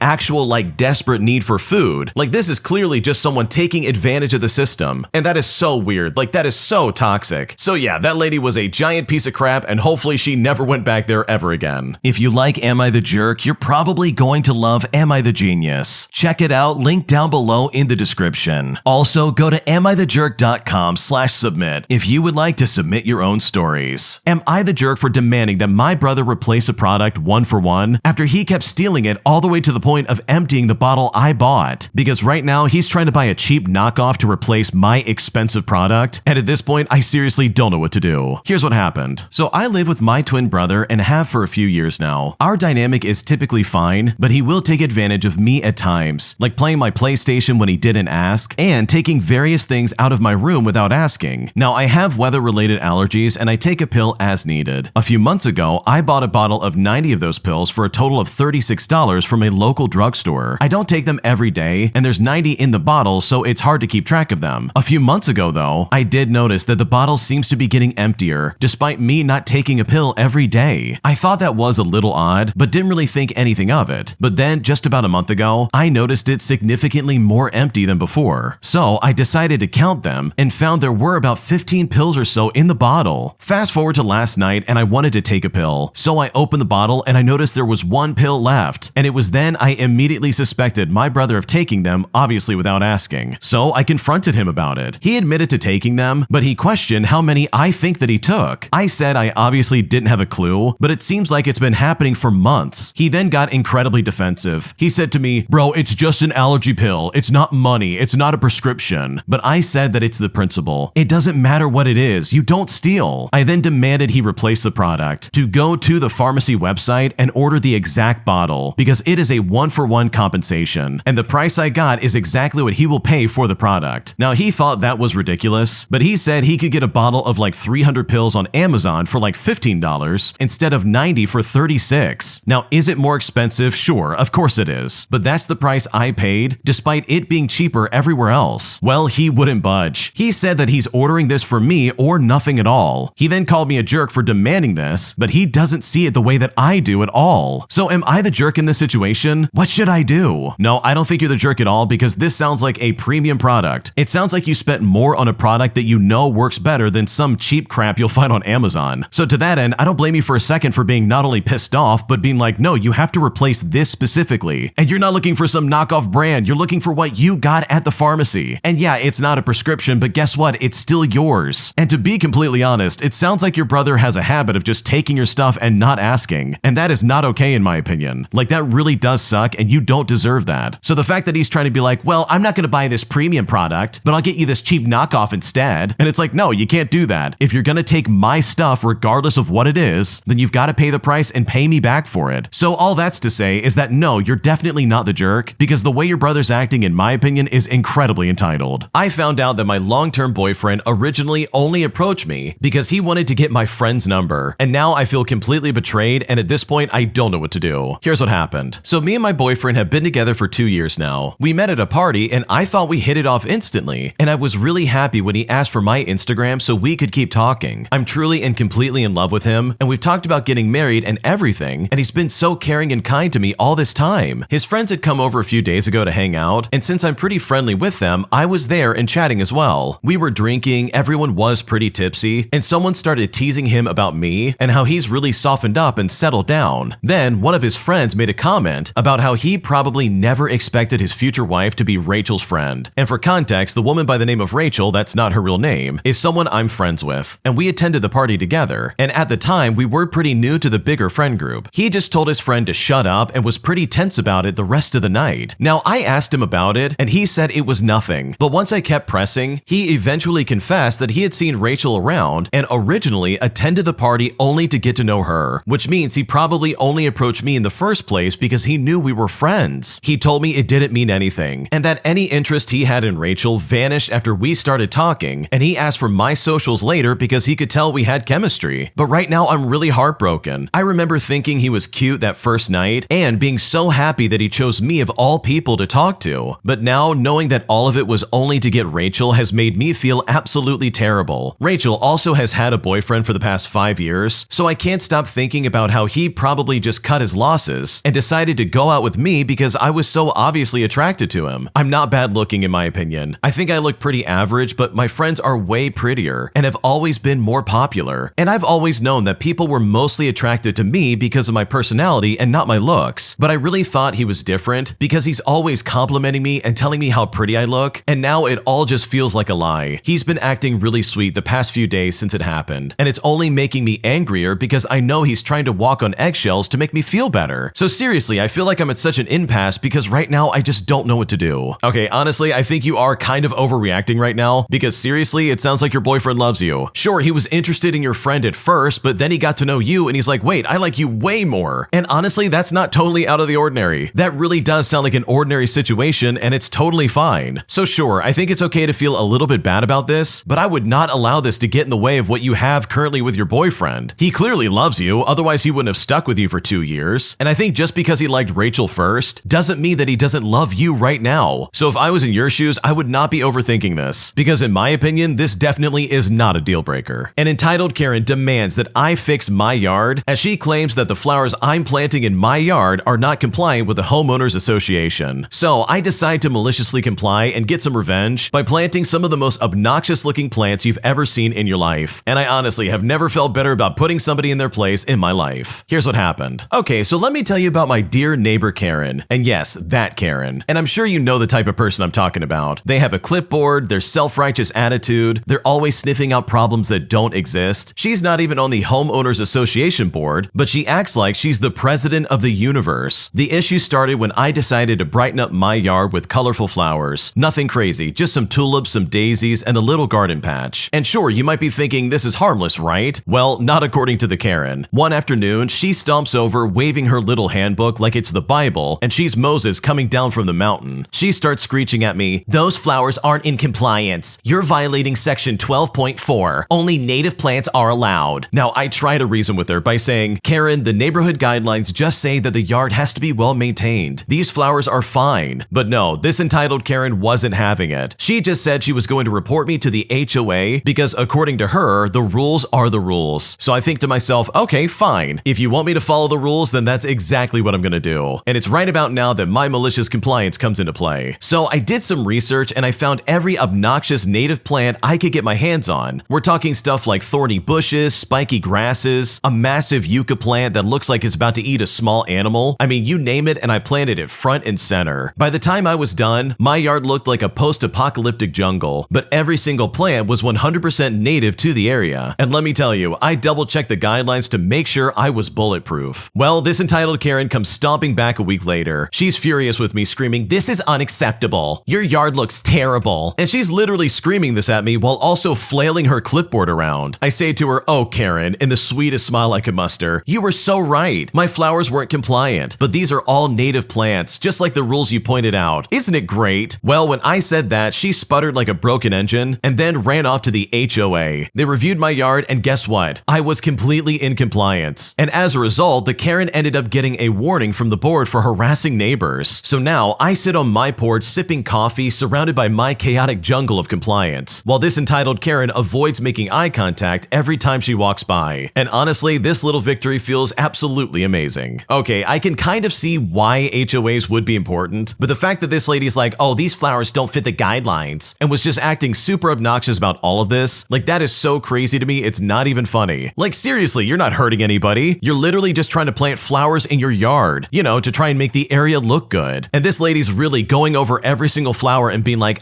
that's not allowed. It's like, my God, get a life. What is wrong with you? So good for you for getting some really nice petty revenge, because this Karen absolutely had it coming. Today, my thieving roommate, who's currently being evicted, tried to watch my movie while I was sitting in my living room. So I decided to get petty and pause my movie until they left, making it quite clear that they are definitely not welcome in my home. Here's what happened. I'm a 27-year-old female with roommates, and one of them is a thief. And at the moment, they are being kicked out, but that takes some time. But in the meantime, I'm still living in my home as I should. So just now, I was sitting on the couch watching a Netflix movie when the thief went to the kitchen to cook. It's especially tense since I caught them stealing again yesterday, and that's when I gave them notice that they need to move out. As I'm sitting here watching this movie, I noticed that they had stopped what they were doing for an extended period of time. And that's when I realized that this idiot was standing there watching the movie I had on as if this was some kind of hangout time. Like, please get done what you need to and go back to your own space. Your thieving presence is clearly not welcome anymore, and this was never meant to be a shared hangout area in the first place. So I paused the movie and they suddenly went back to cooking. I mean, they could not have been more obvious. So after that, I had it paused until they went back to their part of the house, and my petty self sat here in silence for 15 minutes until they left. Now, as a bonus, yesterday I told them that they have until tomorrow at a certain time to get their food out of my pantry, because after that, I'm installing a coded gate lock onto it. I also made a point of aiming a security camera explicitly at the pantry. They knew they were being recorded before, which makes them stealing even more wild. But I want them to really feel it now, because if you're going to act like a criminal and steal from me, then I'm gonna treat you like one in return. Oh man, this is such an awful one. Seriously, you've got a known sketchy roommate and you're trying to get them out, and here they are trying to like watch your Netflix movie with you. And it's like, seriously, read the room, buddy. What are we doing right now? It's crazy to me that they not only steal while there's cameras around, but also have the audacity to even show their face in the first place. So honestly, I think it's good that you're getting rid of them, because that's not someone I would ever want to live with. Am I the jerk for trying to get my neighbors to not block my front door after they've repeatedly blocked it with a very large stroller that would prevent me from even getting out in the case of a fire? Because right now they are super pissed at me after I complained, and at this point I don't know what to do. Here's what happened. Okay, so I live in New York City, and I recently moved into a small building that has 3 stories and 6 apartments in total. My apartment is a ground floor unit, and from move-in, my neighbors have been storing their large stroller in front of my front door, which poses problems every time I have to come and go from my apartment. It is also against fire code and explicitly forbidden in the building's leases. The stroller is there every day unless their kid decides he doesn't want to walk. One day when I heard them leaving it there, I introduced myself and politely told them that leaving their stroller there was causing me issues, and it is against the city's fire code. I then asked them to no longer keep their stroller in front of my front door. Well, the female neighbor gave me excuses that they live on the 3rd floor, but the husband literally straight up raised his voice at me. And this is all while I was holding my infant daughter. The woman said that as a compromise, she would fold the stroller when leaving it at my front door. Now, as time went on, the stroller has never been folded up and continued to block my door. Well, as it is against the fire code and explicitly forbidden in the lease, I decided to reach out to the property manager to help resolve this issue. I just want to be able to safely come and go from my apartment. Well, fast forward, and the day the property management enforced this on these neighbors, the female neighbor rang my doorbell and proceeded to refuse to speak to me and just called her mother instead. And at this point, her mother then berated me on speakerphone and said I should have spoken to them first, ignoring me when I said I did. She then kind of threatened me by saying that I complained about the wrong people. Now at this point, I was stunned and I couldn't believe this was happening. All I could muster was insisting that it is against the fire code and no one gets to break the fire code no matter who they are. I am truly baffled by this behavior. I found it to be a very bizarre confrontation, and I didn't know adults could act this way. I mean, I've never had issues with neighbors before. I have a child younger than theirs, and I empathize with their situation, but their kid is massive and completely able to walk, because at the end of the day, I just wanted access to my front door. So seriously, am I the jerk in this situation for all the things that have gone down? Because right now, I'm still incredibly annoyed. Wow, I can't believe that they not only complained about you complaining about them, but this lady literally couldn't address you herself. She had to go through her mother. And for reference, in case anyone's wondering, this lady is 40 years old, and she's calling up her mom to handle her problems. Like seriously, what is going on right now? And the fact that these people would be like, oh yeah, you definitely should let us block your doorway so we can do whatever we want. It's like, lady, what if there's a fire? How am I supposed to get out of my apartment? Like, the fact that they're upset about this is insane. They do know they live in New York City, right? This place is packed full of people and there's no room for anything. So maybe get a smaller stroller if you really need one. And don't block someone else's doorway and be like, oh, this is your fault. So no, you're definitely not the jerk, because these people, in my opinion, are completely crazy. I'm worried that my job might be exploiting me, as I feel like my job responsibilities are way outside what I was expected to do, because at this point, I seriously am considering switching jobs. Here's what happened. So to start things off, I'm a student and I work as a hostess. Since I'm an immigrant, this job is helping me at the moment, or at least I thought so until I realized how tired I get when I come home after my shift, even though it's not every day. And as a result, I've started rethinking this job. First, I began to notice how much extra work I'm doing beyond seating people, taking notes, and arranging tables for larger groups. I also have to separate tables after the groups leave, bus all the tables, and organize dirty dishes in the kitchen, since if I don't, there's no space for my own. On top of that, I refill drinks on the freezer when they run out, restock paper plates, handle takeout orders, clean the doors if they're too dirty, take tips from the tables to the front desk, restock the menus, the crayons, and the silverware, and at the end of the day, I clean the mirrors, the sinks, I refill the toilet, and I take out the trash in both the women's and the men's bathrooms. I've started wondering if it's really worth continuing and if I'm working more than I should, since I thought that my job was just to be greeting and seating people. I earned $16 an hour and I got some tips at the end of the shift, but not consistently. Each waitress gives me her personal share of tips, but some of them don't because I just don't think they want to. On the other hand, the job is extremely flexible, and I can order and take home anything I want from the menu. Even so, I'm not sure if I'm wrong to feel like I do more than I should, especially on nights where it's incredibly busy with 3 or 4 servers and only me as the hostess. And when I do have another hostess during my shift, even though they're supposed to help me out, they usually do the bare minimum, like just taking orders and chatting with customers and managers about life, while I'm left doing literally everything else. Also, the waitresses rarely help clean up. They might do a little, but often they leave me to handle more than 10 tables while they eat or do lighter tasks like preparing cutlery, and this is all when there's no customers. Plus, it doesn't make sense to have all the waitresses sitting and preparing cutlery when 30 sets aren't even needed at the moment. Now, another detail that's important to note is that often they don't specify when my shift ends. They'll say something like closing or when it's slow, but even when it's slow and I'm ready to leave, they'll ask me to stay longer until a time they decide. So seriously, what do you think? Am I wrong to feel like I'm doing way more than I should as a hostess? Because right now, I don't know what to do. Okay, honestly, I don't think you're getting taken advantage of here. It may seem like you're doing a lot of things that are outside of your job, but from my own experience, experience, this isn't completely out of the ordinary. So no, I think what you're doing is completely normal for your job, and if I was in your shoes, I would stick it out, as clearly it sounds like this job is a good fit for you. My toxic uncle lies to me by saying he's in a tough financial situation, as he practically begged me for $700 so that he could meet his financial needs. But after not paying me for months, my uncle comes around to our Christmas family dinner, announcing that he's going to be taking his daughter on an extravagant vacation. But at this moment, I snapped, as I exposed him for the liar that he is, as he has yet to pay me back the $700 that he owes me. And now my entire family is turned against me, and I now seriously don't know what to do. Here's what happened. Last September, my uncle, who we will call Daniel, came up to me looking all stressed out and asked if I could have a sit down with him as he needs a favor. He began to speak on how he was really in a rough financial spot and he really had nowhere else to turn to, as he didn't have anyone to ask a loan from, and I was the only one left available. Mind you, I'm not rich or anything of the sort. I just happen to have the amount that he needed at the time. According to him, it was a serious situation that he couldn't approach or tell other guys in the family, and the issue needed to be addressed soon. So without better judgment, I lent him the cash after much insisting from him. We agreed on payment before December, and I didn't even ask for any interest on it. With lots of hugs and words, he took it and gave me his word he would pay it back. Fast forward, and we are now at Christmas dinner at my grandma's house. And all that time, I didn't give him any reminders or a checkup. I assumed that he was late or something like that, and he would let me know why at Christmas dinner, because the larger family meets every year for that. He also didn't call or say anything to update his situation, and I just had to trust that all was well. Now, on a related side note for later, my cousin, who we will call Anna, who is Daniel's daughter, recently underwent surgery a while back, as she really had it rough for the whole of last year while she recovered from a traumatic back injury from an accident. Well, everybody was enjoying their meal, and suddenly my uncle stood up at the dinner table and called for attention for a speech. He began to speak on how his business took a really huge boost, and long story short, he apparently has just cashed in on a very large profit from some deals. He then looked at Anna across the table and took out some brochure with some resort-looking location and said it was a gift to her for her tough recovery from the incident. Now, all I could see was Anna visibly crazy excited. Someone asked what it was exactly, and Daniel said he was planning on taking Anna and the rest of his family to the Maldives as a celebration on Anna's accident recovery. Everyone was now happily cheering Anna on, as her gift seemed like it was something she always wanted to experience. Well, at this point, I couldn't hold it in, as the words just slipped out of my subconscious mind as I looked him straight in the eye and I said the following: "Okay, so you can afford all that but not repay my debt, which you haven't even said anything on?" He responded by saying, "Why are you talking about that now of all places?" Now at this point, I was pissed off. I reminded him in front of everyone on the exact amount, and I told him the fact on how he wasn't even communicating on repaying it. Well, the entire family was in shock with dead silence, as my mom quickly tried to change the subject to avoid an escalation of the situation. Fast forward, and later on in the evening, my aunt, my grandma, and some of my cousins literally began lecturing me on how I ruined Anna's moment after she had this massive struggle, and apparently I embarrassed my uncle in the process. Well, they leave in a week and he still hasn't paid or mentioned anything on the debt. So truly, am I the jerk for ruining the moment and asking for repayment? Because right now I'm still pissed off and I don't know what to do. Oh my god, this is so frustrating, it is not even funny. Here you have a family member who's like, "Oh, you've got to help me out. I'm on such dire straits. My finances are in ruins. I don't know what to do. Please give me money. It's the only way I can make this happen." And I think any reasonable person would be like, "Sure, I'll help you out. I'll give you some money, whatever." It's only $700 apparently, according to the original poster. So it's not that big of a deal, and if I have it, I'll give it to you, especially if you're in like a rough financial spot. Like, I get it. I think anybody would get it. But fast forward to now, and we're sitting at this Christmas dinner, and it's like, oh, so that was a straight up lie. You were just lying the entire time. Because now they're going to the Maldives. Like, I don't even know where that is, but it sounds expensive. It sounds like this is probably not something that's like easy to go to. So it makes you wonder if he even had any kind of like financial problems, or was he legitimately going from family member to family member and just getting money out of them? So in my opinion, if someone pulled this kind of garbage on me, I absolutely would call them out as well. Like, you are definitely not the jerk. This is such crappy behavior for so many reasons. And the fact that he tried to guilt trip you and be like, "Wow, you're ruining Anna's big moment." And it's like, wait a second, what about my big moment in my bank account? There's literally a dent that you said you would pay back. Like, what is going on right now? How am I the bad guy? So no, you're definitely not the jerk. This is an insane situation. And the fact that your uncle is trying to spin this against you, as well as your extended family trying to be like, "Wow, you shouldn't have done that." Like, that is insane, and all of them, in my opinion, are completely in the wrong. If you like Am I the Jerk, you're probably going to love Am I the Genius. Check it out, link down below in the description. Also, go to amithejerk.com/submit if you would like to submit your own stories. My entitled neighbors did me and my family dirty as they basically tricked us into watching their dog for free, because right now I'm considering going to small claims court and I seriously now am not sure what to do. Here's what happened. Okay, to give some context to the drama I've had with one of my neighbors, I have 2 small children who met some other kids their age at our local park. I made friends with their grandparents who were with them at the time and everything seemed fine. Over time, I got to know the kids' parents, exchanged numbers, and set up play dates. At first, they seemed nice, but then I started noticing some red flags. The mom doesn't hold her daughter accountable for her mischief and always lumps my daughter in, even though my daughter is very well behaved and very sweet. If her daughter does something wrong, my daughter gets questioned as well, which really seems unfair. There's also been some tension between this mom and my husband. The mom, who is a doctor, is very blunt, so much so that it comes across as rude. She's made little jabs about my husband behind his back, which I find inappropriate, especially since he's also a blunt type A personality like her. One particular awkward moment happened at our 4th of July party. This neighbor mom interrupted my dad mid-story, telling him to be quiet and wait his turn to speak. My dad has a habit of talking over people, but for her to speak to him that way, especially when she barely knows him, was just completely out of line. And at this point, I've decided to keep this family at arm's length. They are problematic and very ungrateful. But with all that being said, this is where the drama really starts. While the mom's family was on vacation, my sister watched their dog for 2 weeks. I helped her out by cleaning their house a bit, even though it wasn't necessary. The dog has bladder issues and pees a lot, so my sister cleaned up frequently. Initially, the mom wanted my sister to stay overnight because the dog needs to go out at night. However, when we met at her house before she left, she said to us, "Here's the guest bedroom if you're comfortable sleeping here if you want." The mixed messaging was honestly so confusing. My sister decided to stay overnight, but made sure to consistently check on the dog, clean up after him, and even took him on walks. Now, I thought everything was fine, and we left the house looking really clean. But when I went to talk to the mom today, her husband angrily brought up a pee stain that supposedly caused water damage to the floor. He then directed his anger towards me, and while I was tempted to snap back, I held my temper. The mom was also critical, acting as though the house was destroyed. She even criticized my sister for overwatering one of her plants. And it's like, seriously, are you kidding me right now? I had even gotten her an extra houseplant as a thoughtful gesture. At this point, I'm completely done with this family. They are unreasonable and just so awful to deal with. But I feel like they owe us money for the work my sister did. I feel like they just wanted free pet sitting and made up whatever they could to try and not pay. I really want to take her to small claims court, but I just don't have the energy to entertain this thought, because right now I seriously don't know what to do. Okay, first and foremost, I can't believe you're even wasting your time with these people. Seriously, cut them loose and don't even look back. Don't help them out with anything, just be cordial and silent and stay your distance. Because based on what you described, these people sound super toxic. It seems like no matter what you do for them, they will always find some way to complain. And that sounds super obnoxious, like I would not want to deal with that in the slightest. So sure, they didn't pay you guys for like the time you spent cleaning their house and watching the dog, but in my opinion, just take that as a lesson learned and then move on with your life. Because these people do not sound like good neighbors. And if I was in your shoes, I would just move on and not look back. Am I the jerk for not cleaning my sister-in-law after she passed out drunk and vomited all over herself? Because right now she's saying that I should have done better at cleaning her, and in fact, according to her, I should have given her a bath while she was passed out. Because right now I seriously don't know what to do. Here's what happened. So between Christmas and New Year's, me and my wife went to hang out and drink at my sister-in-law's house while her husband and son went away for a few nights. Basically just a normal night. My wife and I went over to keep my sister-in-law company. We played board games and drank and all this other stuff. Now my sister-in-law is very proper, very fashionable, and basically just a basic white girl. She's probably about 5'2" tall and about 100 pounds. Anyways, we're in the living room and my wife passes out on the couch. So we decided to call it a night sleeping on the couch. My sister-in-law then gets up to go to bed. She is a little wobbly, but she goes into the bathroom and shuts the door. Now I play on my phone for about 45 minutes and then I notice that she's still in the bathroom. So I knock on the door, but I get no response. I then play on my phone for about 45 minutes and I notice that she is still in the bathroom. So I knock on the door again, but I still get nothing. I knock a few more times, but then I open the door and I look in. Well, it turns out that my sister-in-law goes to the bathroom naked, especially number 2, if you know what I mean. Apparently she passed out while going to the bathroom and fell off the toilet onto the floor. Somewhere in all of that, she also puked all over herself. So I'm left with a completely naked woman covered in number 1, number 2, and some vomit. Now I try to wake my wife up, but she is completely out cold. I also try to wake up my sister-in-law, but she's out cold as well. So I just grab a bunch of towels and I do a quick cleanup. I get the heavy stuff off of her, I clean up the floor, and I made her a bed of towels so she didn't have to sleep on the cold tile. I propped her head up on a folded towel as a pillow, and I used a giant fluffy towel as a blanket. Now here's where I might be the jerk in this situation. My sister-in-law is mad at me that I let her lay in her own puke and poop all night. She said that I should have picked her up and put her in the bathtub and bathed her, but she was passed out drunk, and I didn't think she wanted me touching her in that state. She then replied that I have a wife and a daughter, so apparently I should have been fine to take care of her. She then said she's only 100 pounds, so it would have been easy for me to do. Now, my wife sides with me, but other women say that I should have cleaned her better. So seriously, am I the jerk here? Would you want someone touching you while you're passed out? Because honestly, right now, I don't know what to do. Okay, what is going on right now? This is crazy. Are you kidding me right now? Like seriously, this lady thinks she's in some kind of like romance novel. And she's like, why didn't you bathe me while I was naked and completely passed out? It's like, yeah, because you were passed out and naked, lady. I'm not gonna touch you. The last thing on my mind when I see someone laying in their own feces and urine and vomit is for me to start up the bathtub and be like, okay, let's get you cleaned up and bathe you. No, I'm gonna do what the original poster did. Maybe throw a few towels down and be like, okay, see you in the morning. Like there is no way I'm touching that lady. That is crazy. Because how on earth are you supposed to know that she's gonna be okay with that? Let's say you did go ahead and bathe her for some weird reason. She could then turn around and be like, wow, he did crazy stuff to me while I was completely drunk. It's like, you don't know that she wants that. Like, what in the world is going on? Also, it's really important to note that this is a sister-in-law. This is not someone that the original poster is even related to, not by blood or anything. It's literally just by marriage. So for her to be like, wow, I can't believe you didn't bathe me. It's like, yeah, you're welcome I didn't. That's a crazy thing to get offended over. So no, you're definitely not the jerk, and I think your sister-in-law and anybody who agrees with her is a complete idiot, because what she was asking of you is unbelievably inappropriate and you do not deserve that in the slightest. Am I the jerk for telling my roommate to stop cooking all the time, as she is literally constantly hogging the kitchen all the time? Because right now she is pissed off that I'm not supporting her passions. And at this point, I honestly don't know what to do. Here's what happened. Okay, so I live with my roommate, who we will call Katie for the sake of the story, and we've been roommates for like a year. Things were fine at first, but now I'm losing my mind because she is obsessed with cooking. Now at first it was kind of cool because she would make these fancy meals and sometimes even offer me some, but now she likes doing it all the time and it's driving me nuts. She cooks literally every single day, sometimes even twice a day, and it's never simple stuff. It's always these big fancy recipes that use like every pot and pan we own. The kitchen is always a disaster, and she doesn't even clean up after herself right away. Like sometimes I'll go to bed and then the next morning there is still dirty dishes and random food everywhere. Also, she has started making weird stuff like fish stock and some kind of like fermented stuff, and it makes the entire apartment smell so bad. The fridge is also a huge issue. She's completely taken over all the space with her leftovers and jars of sauces and random ingredients, and it's like I can now barely fit my milk and eggs in there. Last week I came home starving after work, and she was making this huge meal, and she told me I had to wait like 2 hours to use the stove because she needed it for her process or whatever. So I just ended up eating cereal because it's like I'm not waiting that long. So I told her that she needs to chill out and stop hogging the kitchen all the time and at least clean up after herself. When I said this, she then got super mad and said to me that I'm unsupportive of her passions and that I'm being selfish. She was like, I don't complain when you watch TV all the time, so why are you complaining about this? Which makes no sense because her cooking affects me directly. Now at this point, she's being all passive aggressive, saying things like, oh, I'll just eat some frozen meals from now on since I'm such a problem. And it's like, I don't really know what to say, and now I kind of feel bad about it. But also, I pay rent as well, and I should be able to use my own kitchen. So seriously, am I the jerk for saying anything about this? Or should I have just let her do her own thing because this is her hobby? Because right now, I'm seriously not sure what to do. No, this is crazy. Katie is being so weird in this story. She literally hogs the entire kitchen, leaves a mess everywhere, and then tries to act like this is your problem for saying anything about it. Like, come on, if you're gonna do some kind of hobby like that, you need to clean up after yourself, especially if you have roommates or if you're living with someone. Like, that really is not fair in the slightest. So no, you're not the jerk for saying anything. If I was in your shoes, I would have done the exact same thing, because the way Katie's acting, in my opinion, is incredibly obnoxious. My coworker smells like absolute putrid garbage, and even though we've gone to management about this and asked them to do something to take care of this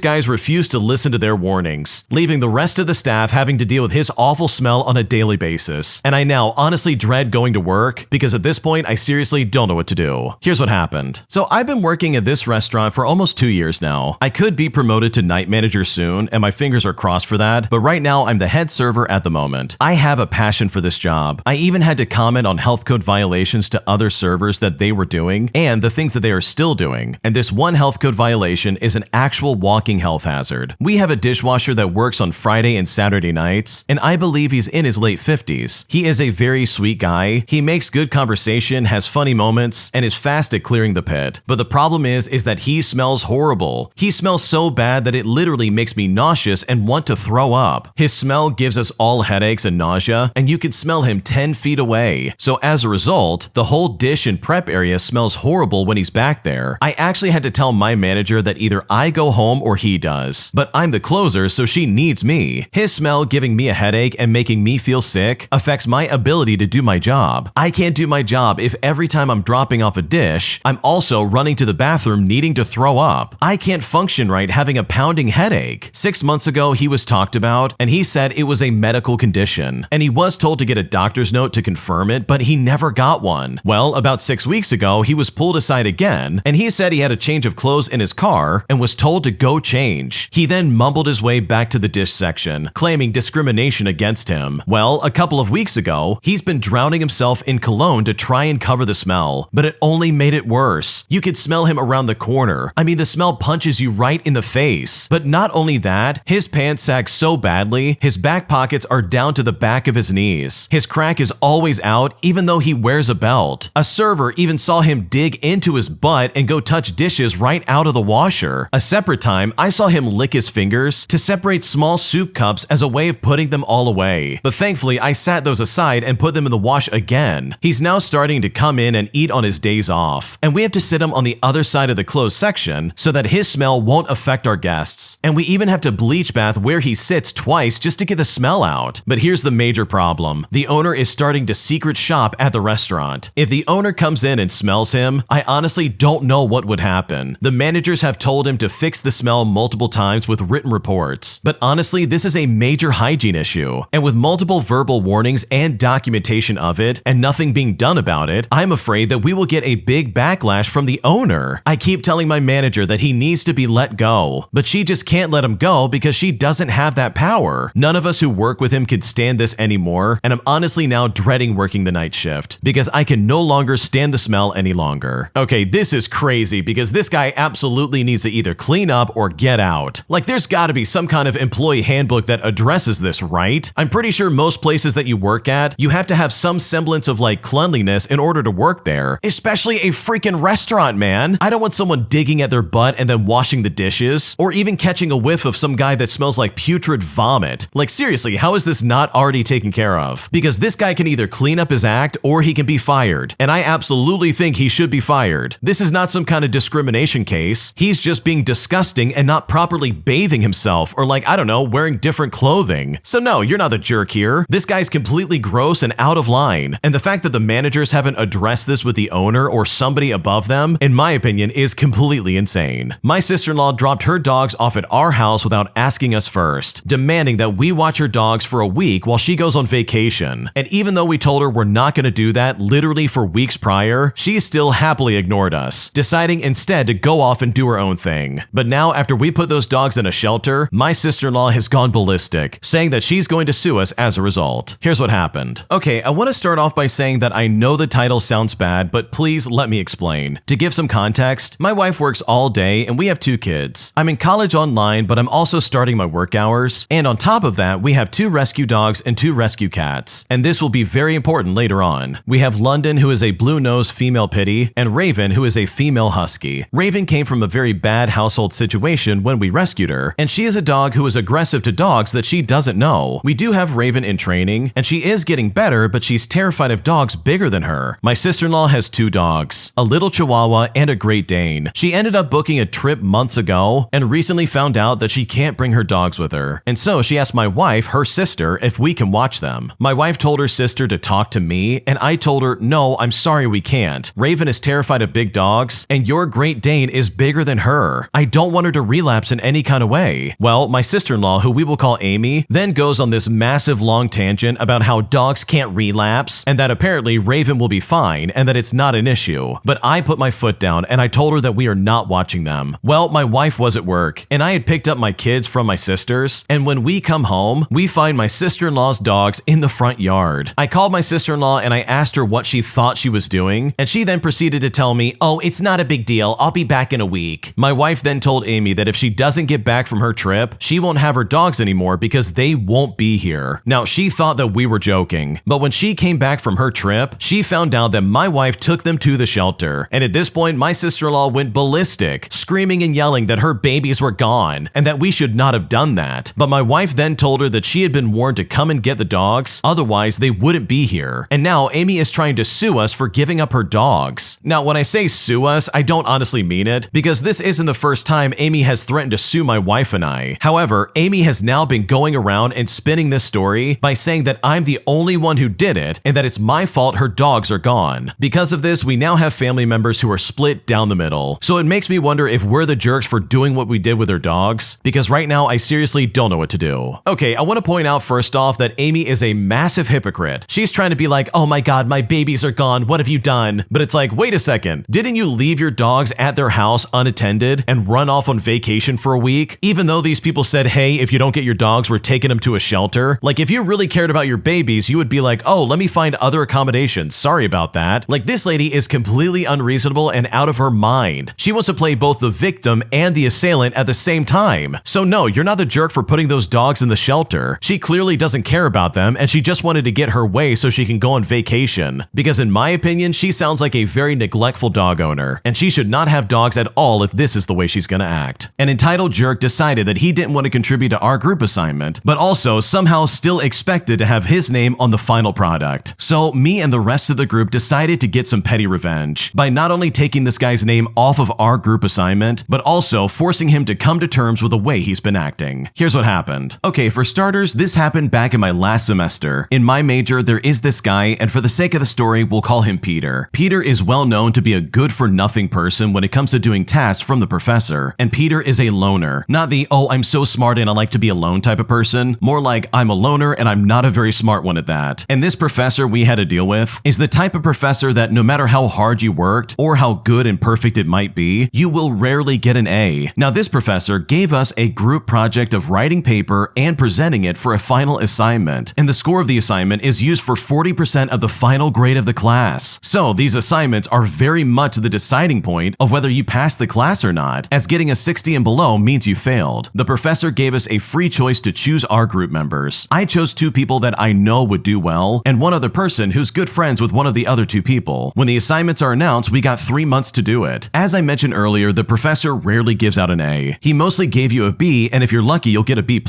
So me and the other 3 members work on the paper and presentation for 3 months. When the deadline is close, maybe about 4 days into the deadline, we pretty much have finished all of it and have submitted our assignments. We felt free and unburdened from the assignments, and we thought there will be no problem. But my god, how wrong we were. The day of the deadline, Peter decided to contact one of the members of our group, and he was asking when we would do the assignments. Now, the person that is contacted by Peter forwarded the messages to the group chat. All of us are completely dumbfounded as we didn't even know he joined our group. So I contacted the teaching assistant about it, and as it turns out, the last group or so doesn't have enough members. So they decided to dissolve the group and scatter the members of said group to other groups. And when I asked when this happened, the teaching assistant told me that it had been dissolved 2 months prior. They also then asked me why I'm asking such a thing, so I explained what had happened to her. Well, they didn't like that one bit, and she seriously thought we just weren't reaching out to team members and that we were bullying him because he's a loner. Now, I was pretty upset with the teaching assistant, but mostly towards Peter. It turns out Peter also has contacted the teaching assistant about apparently being ignored by the member that he contacted. So I asked the member that is contacted by Peter to screenshot all the messages that Peter sent, as well as the day of the messages, and then I forwarded all of that to the teaching assistant. The assistant then said that she'll talk to Peter about it, and then after a few hours, the assistant asked me to let Peter join the group chat, so we reluctantly did. When Peter joins the group, he asked which part of the presentation is his to present, and it was right at that moment a fight between all the group members started. And this all comes down to the fact that Peter wants to present this topic, but the person who made said topic rejects that and said it's theirs to present. Peter then claims another topic, and other members already claimed said topic. Well, after this back and forth, Peter protested to the assistant for not being given a topic to present. Well, because the paper was already being being submitted, the assistant's suggestion was for Peter to research a topic that is not on the presentation and to add that to the presentation slides. So at least Peter will get the presentation score. Well, Peter didn't like that one bit. Not only would he have to research a topic, but also he will miss the score of the paper, which is the big part of the score. Peter and the assistant argued back and forth until Peter decided to threaten the assistant by saying he will report them to administration about the group for bullying, as well as the assistant and professor for letting the group bully him. Peter also said, "Well, where's your credibility as a teaching assistant?" Well, the assistant didn't like that one bit, and apparently they had had enough of Peter. The assistant then took a screenshot of the entire fight and sent it all to me. Well, Peter did report us, to which the administration contacted the assistant for an explanation, after which the administration also asked the group members about why we didn't include him and all this other information. Around the same time administration asked us about this, I suddenly remembered that Peter and I share 4 classes that we are enrolled in, and 2 of the 4 also have group assignments in which me and Peter are in one group. So I screenshotted all the messages from those 2 groups' group chat, and I showed the administration that in these 2 group chats, never did Peter mention once about the current assignments, namely the paper and presentation. So his claim of bullying him is invalid because he never mentioned it until the day of the deadline, and he never contacted other members of the group about it. So the administration decided it was up to the group whether or not to include his name on the assignment. And you know what? We absolutely didn't. After this whole fiasco ends and the semester ends, when I enrolled to this semester, I noticed that Peter isn't in any of my classes, nor is he in classes that I'm not a part of. Well, I did some asking to the administration, and it turns out Peter was failing most of his classes last semester, and he would have to wait for 1 semester so that he can fix his score by re-enrolling to the classes he failed. So as a result, I won't be seeing Peter this semester, and honestly, with all things considered, I think I prefer it that way. Oh man, I cannot stand group assignments, especially in school. Because here's the thing, you either have team members who really care and they're there to get the job done, or you have a bunch of deadbeats like Peter in this story who will absolutely not get anything done. They'll show up at the last second, they will derail your entire process, and then they try to complain as if they're not the reason why this all fell apart. Like seriously, this is so annoying it's not even funny. So good for you for not only keeping a good record of what actually happened, but also not letting this guy ruin your project, because as far as I'm concerned, that is exactly what he would have done. If you like Am I the Jerk, you're probably going to love Am I the Genius. Check it out, link down below in the description. Also, go to amithejerk.com/submit if you would like to submit your own stories. Am I the jerk for asking my sister to pay me back the money that she owes me after she literally spent all of it and said she's not paying me back anytime soon? Because now my mother's involved and I'm honestly feeling very cornered, and at this point I don't know what to do. Here's what happened. Okay, so my sister trades shares and doesn't really have a job. This month I loaned her about $1,000 because she started crying in front of me that she wanted to apply for some shares that she's entitled to but doesn't have the money. Well, when she started crying, my dumb emotional self lent her the money, and I didn't think a second about it because she had returned the money I had lent her earlier. Well, the shares got listed and she got them. However, she is not able to sell them now because apparently there's a problem, as it seems like they're all about to go down to zero. Well, at this point I panicked, and I asked her when she was going to return the money, and she said she would when she's able to sell the shares. But it's not like she doesn't have the money. She has it tied up in all these other shares. She said she will not sell any shares to pay me back, and that I will have to wait till she's able to sell the shares. We then got into a huge fight, and she said she will not return the money. She then got my mother involved, and my mother kept on telling me that because I'm older and the older sister, I do so much for my younger sisters, and then asking me why I'm being so money-minded. But it's like I just lost my job and I have a handful of savings, and I've already lent money to my dad because he needed it, and now her. None of them seems to feel the need to return it, despite me asking for it multiple times. My sister kept telling me that I do not know the art of getting money out of people, and that if I want my money back, I would have to be sweet to her. I've already seen my extended family members taking advantage of dad and mooching off of him for several years. So I got furious because I could see my sister becoming just the same. So seriously, am I the wrong for getting scared and asking for the money? For real, my mom and sister, instead of understanding where I'm coming from, they are frustrated that I'm literally picking fights for such a small amount. They keep on saying that I'm frustrated because I just lost my job. When we got into the fight, my mother started crying that she cannot believe that her daughter can be so money-minded, and then the topic's just over. And now, as a result, both of them are not talking to me. I honestly don't know how to handle this because right now I don't know what to do. Okay, first off, no, you're not the jerk for being like, hey, you need to pay me back, because this is not some small amount. This is $1,000 you just coughed up and gave to your sister. And first of all, I hope you know that you can never never trust her with money probably ever again. Like, she's gonna need to do a lot of proving that she can actually, like, I don't know, pay you back on time, especially after this moment right here. Like, this behavior is so weird, there's no reason for this. And I also hate the fact that your mom's trying to jump on this gravy train and be like, wow, you're being so money-minded. You're the older sister, you need to act like it. And it's like, where's the accountability for your other daughter? Because she took $1,000 to buy some shares that she can't sell now, and now you're defending this daughter for not paying it back? Like, are you kidding me right now? So yeah, your mom and sister are being super toxic, and you do not deserve this in the slightest. Am I the jerk for refusing to keep loaning a roommate money? Also that he can go to funerals for his children who are passing away. Because right now he is guilt-tripping me hard, and at this point I don't know what to do. Here's what happened. So I'm a 38-year-old physically disabled male, currently living in a group home until I can regain my mobility and independence. Over the past year or so, I've developed a friendship with another resident who isn't great at managing their money. I'm the type of guy who likes helping people, and someone that people go to seeking advice or at least support. And over that time, I loaned him about $600. Now, he would make some payments, but often I would ask for that amount back within a week. But eventually, I put my foot down and I stopped loaning him money. But then, one of his 3 daughters passed away, and then the second one died of an illness. So I gave him more money in loans and in gifts to help him with these extraordinary times. I probably loaned him about $150 and then gave him $100 for travel to see his family and to help with a headstone and flowers. Well, a week ago, his last remaining daughter's son passed away of COVID, and I decided to give him another $110 loan for travel and funeral expenses, but right now he still wants more. I'm on a fixed income right now, and will probably be for at least the next year and a half. I've basically written this money off in my mind, but I feel I can't just keep throwing money at him. Right now he wants money for dress clothing, or he says he won't go to his grandson's services. It's tearing his daughter up, and it feels like the emotional blackmail he's used against me before when he keeps telling me a true friend would help out. My family say I'm in the right for cutting him off, but it honestly hurts my heart. I just need people unconnected to the situation to give me their opinion. So honestly, am I the jerk for not giving this guy any more money? Because right now I don't know what to do. No, you're definitely not the jerk. This guy is clearly taking advantage of you. He keeps coming back to you for hundreds of dollars at a time. And sure, I get it. His family's passing away and he has sons and daughters who are no longer alive. But seriously, you can only give so much money. Like, you've almost given him $1,000 in total. You're not some endless piggy bank that he can withdraw money from whenever he wants. So no, you're not the jerk for putting your foot down. Because in my opinion, this guy is not a good friend. Because the way he's treating you, in my opinion, is completely unacceptable. Am I the jerk for kicking my partner's dad and family out of my house after they refused to take their shoes off when entering my home? Because right now, my husband thinks I'm the jerk, and at this point, I honestly don't know what to do. Here's what happened. So for a bit of backstory, it was my daughter's first birthday. My partner is white and I am Asian. It has been the norm in our household to keep shoes off when we're at home, and we also wear indoor footwear and slippers. I've always kept spa slippers for guests in a variety of sizes, just in case some are not comfortable in going barefoot. I've always kept my house cleaned and always maintained having outdoor shoes and footwear off when inside our house. Not only does it make cleaning the floors easy, but the thought of carrying germs inside is gross and scary to me. It's also a cultural norm for us as well to keep shoes off as a sign of respect to the owners of the house. Well, at this point, my daughter's birthday has come, and the first few guests have arrived and have taken the cue that their shoes should be off. And I've offered spa slippers, and some were happy to wear them, and some just went barefoot inside. Well, this is where my partner's dad and his fiance arrive, along with their children. Well, they came in straight away with their filthy shoes still on, like really gross looking shoes. They were definitely not clean looking, and you could see the dirt sticking to my tiles. I told my partner to tell them to take off their shoes, please, because the other guests were happy to comply, and I thought that they would do the same. Well, they didn't do that, and they just kept walking around inside with the shoes on and stepping on the rugs and mats with it. I politely asked him again, but his dad grunted and said, "Our shoes are clean, we always wash them weekly." I then pointed out the dirt on the floor, and he said it's the dirt from when they walked on our front yard, so it's mainly part of the house. I explained again that kids, and most especially his grandchildren, crawls around on our floor, and since it is her birthday, they need to take their shoes off the mat where she crawls. Well, this time he seems offended and started to ask why I'm making such a big deal out of wearing shoes inside when this is a party anyways, and I'm ruining such an important day because I could not bend a little rule for one day. He then tried to tell me that it is white people's culture to not take their shoes off. Well, at that point, I lost it, and I said they can get out of my house if they can't do a simple request. Well, they eventually left, and my partner said I shouldn't have just let them go since they traveled quite far to come for our daughter's birthday, and that I'm a jerk for not being considerate for only one day. Now, it's important to know that before having having our baby, when they used to visit, they know that we have a shoes-off rule at our old apartment. My partner has always pointed this out to them, but I would not make a fuss about it because they only see us on occasion. We're talking maybe once or twice a year. But this time though, we moved to a bigger house, and I have a 1-year-old that crawls all around, and it's mainly because there are other babies and kids there too in the play area. I was adjusting to the thought that they can wear shoes on other areas of the house except for her playmat, which is a very large foam and soft playmat that covers most of the room. But they literally didn't want to follow on that either. Even their children didn't take off their shoes when they started to hang out with the other kids to play, and that's where the blow up completely happened. So am I the jerk for the way things were handled? Because right now I don't know what to do. Okay, honestly, I don't think you're the jerk at all. These people knew the rules of the house and they refused to follow it. And it's like, dude, if you go to somebody else's house, you have to follow their rules. And I don't think that's asking a lot. I know when people step into my house, they're absolutely taking their shoes off, and I'm going to automatically do that for their house as well. So for this guy to be like, oh, it's white people culture not to take off their shoes. Like, seriously, what are you talking about? That is not some white person culture. That's just you being super selfish and not listening to the person who owns the house. So no, you're not the jerk for kicking these people out, because if I was in your shoes, I would have done the exact same thing. My awful mother has turned my entire family against me, and at this point, on the cusp of my grandfather's funeral, I'm being told that my grandma doesn't want me there. And right now, I feel completely devastated, and I seriously don't know what to do. Here's what happened. Okay, so my grandfather died recently. He was my entire world, and I am completely devastated. I'm a very introverted person, and I was late diagnosed as autistic a few months ago. So generally, I just keep to myself, which has caused a general distancing from my family, but there hasn't really been any drama. They just don't regularly message me and vice versa. When my grandfather was dying, I visited my grandparents and I said a lovely goodbye. I got to see him laugh and smile one last time, which I will always treasure. And when he passed away, I called and gave condolences to all the immediate family, and I sent some cards. I also arranged for a wreath saying granddad to be ordered, all with the consent from the family. Well, this is where my mother enters the story. My mother has some severe and significant mental illnesses that she has never had diagnosed or even had support for. Without describing it forever, it seems like she gets a thrill out of being perceived as a victim or suffering at the hands of others. She would always tell little white lies, saying she'd been attacked or insulted in the street by strangers or in stores. She bought and sold over 14 puppies in my childhood and told us that each one had died horrific and tragic deaths where only she was present. She would sob and throw herself across furniture and be very dramatic. Later on, when the internet became a thing, we found the adverts. We didn't say anything, and once the next pet was sold, she did the same thing again. She was faking traumatic and painful ways that these animals had passed away in her arms in ways that made her get a lot of attention and sympathy. So I think you get the idea of the kind of woman my mom is. There's something significantly not right with her mental health, and she has severely verbally, emotionally, and mentally mistreated me for my entire childhood. And she was insanely paranoid, she was jealous, and had intense fits of rage. Over a year ago, I went no contact when I found out that she'd been telling very serious lies about me to my sister and my aunt, telling them that I would abandon my children with her and that no one would contact me, that she was raising my children and that I was an unfit mother, and that she was suffering terribly because of me. In reality, she lived at the bottom of my street and just saw the children for a few minutes every single day. I now think she's been sowing seeds throughout my family for years, and my social anxiety and introvertedness has allowed this to happen as she knew me, and the relatives would never cross wires to speak about the things that she was telling them that I'd done. I think she was resentful of me going no contact and has doubled her efforts in the time since. Well, out of the blue, my mother called me to inform me that my grandma was very upset with me over something that I had apparently done, and that she had asked my mom to call me and let me know that I'm forbidden to attend my grandfather's funeral and that apparently I'm disowned. And right now, I'm heartbroken. I don't understand what has happened or why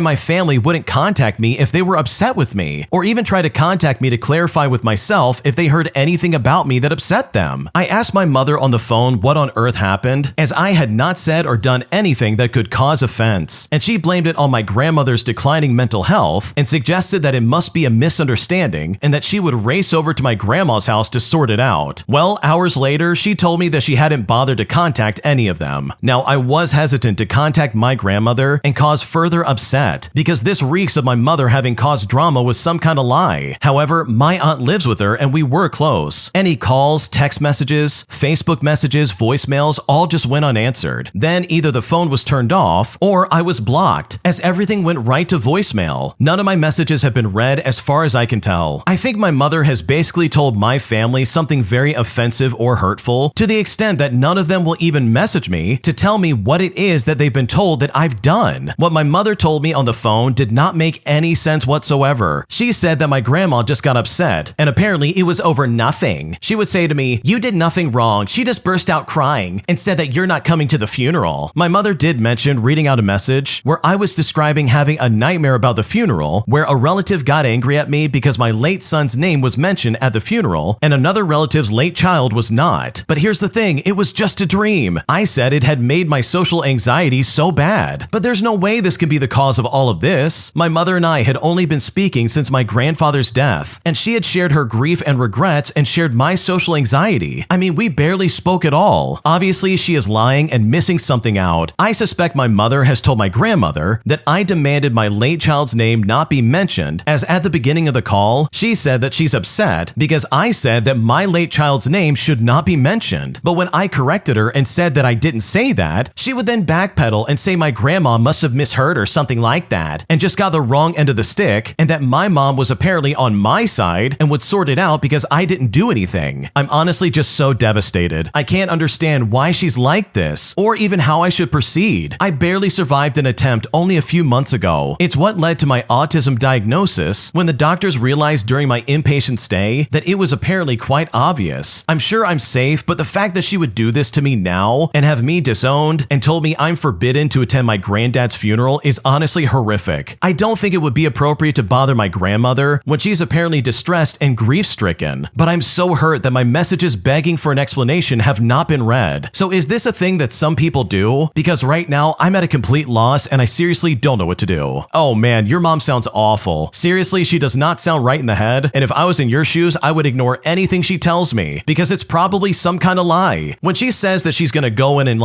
take care of everything, that honestly, in my opinion, is just BS. She's only doing this to try and stir the pot and punish you for cutting her off. And your grandfather passing away is the perfect chance for her to try and do that. And that is so toxic. I'm so sorry she's doing that. But in my opinion, if I was in your shoes, and I can only say what I would do because you know the situation way better than I do, I would absolutely go straight to my grandma and figure out what's going on. I would see if she actually does not want me in her life anymore and if she really is disowning me. Because in my opinion, what your mom is saying is most likely a lie, and you do not deserve to be treated this way in the slightest. Thanks for watching. Subscribe down below if you haven't already, and also please subscribe to Am I the Genius? I think you're gonna love what they're making over there. It's a great channel and you should definitely check it out. Everything will be linked down below in the description. Thanks for watching. We'll see you in the next one.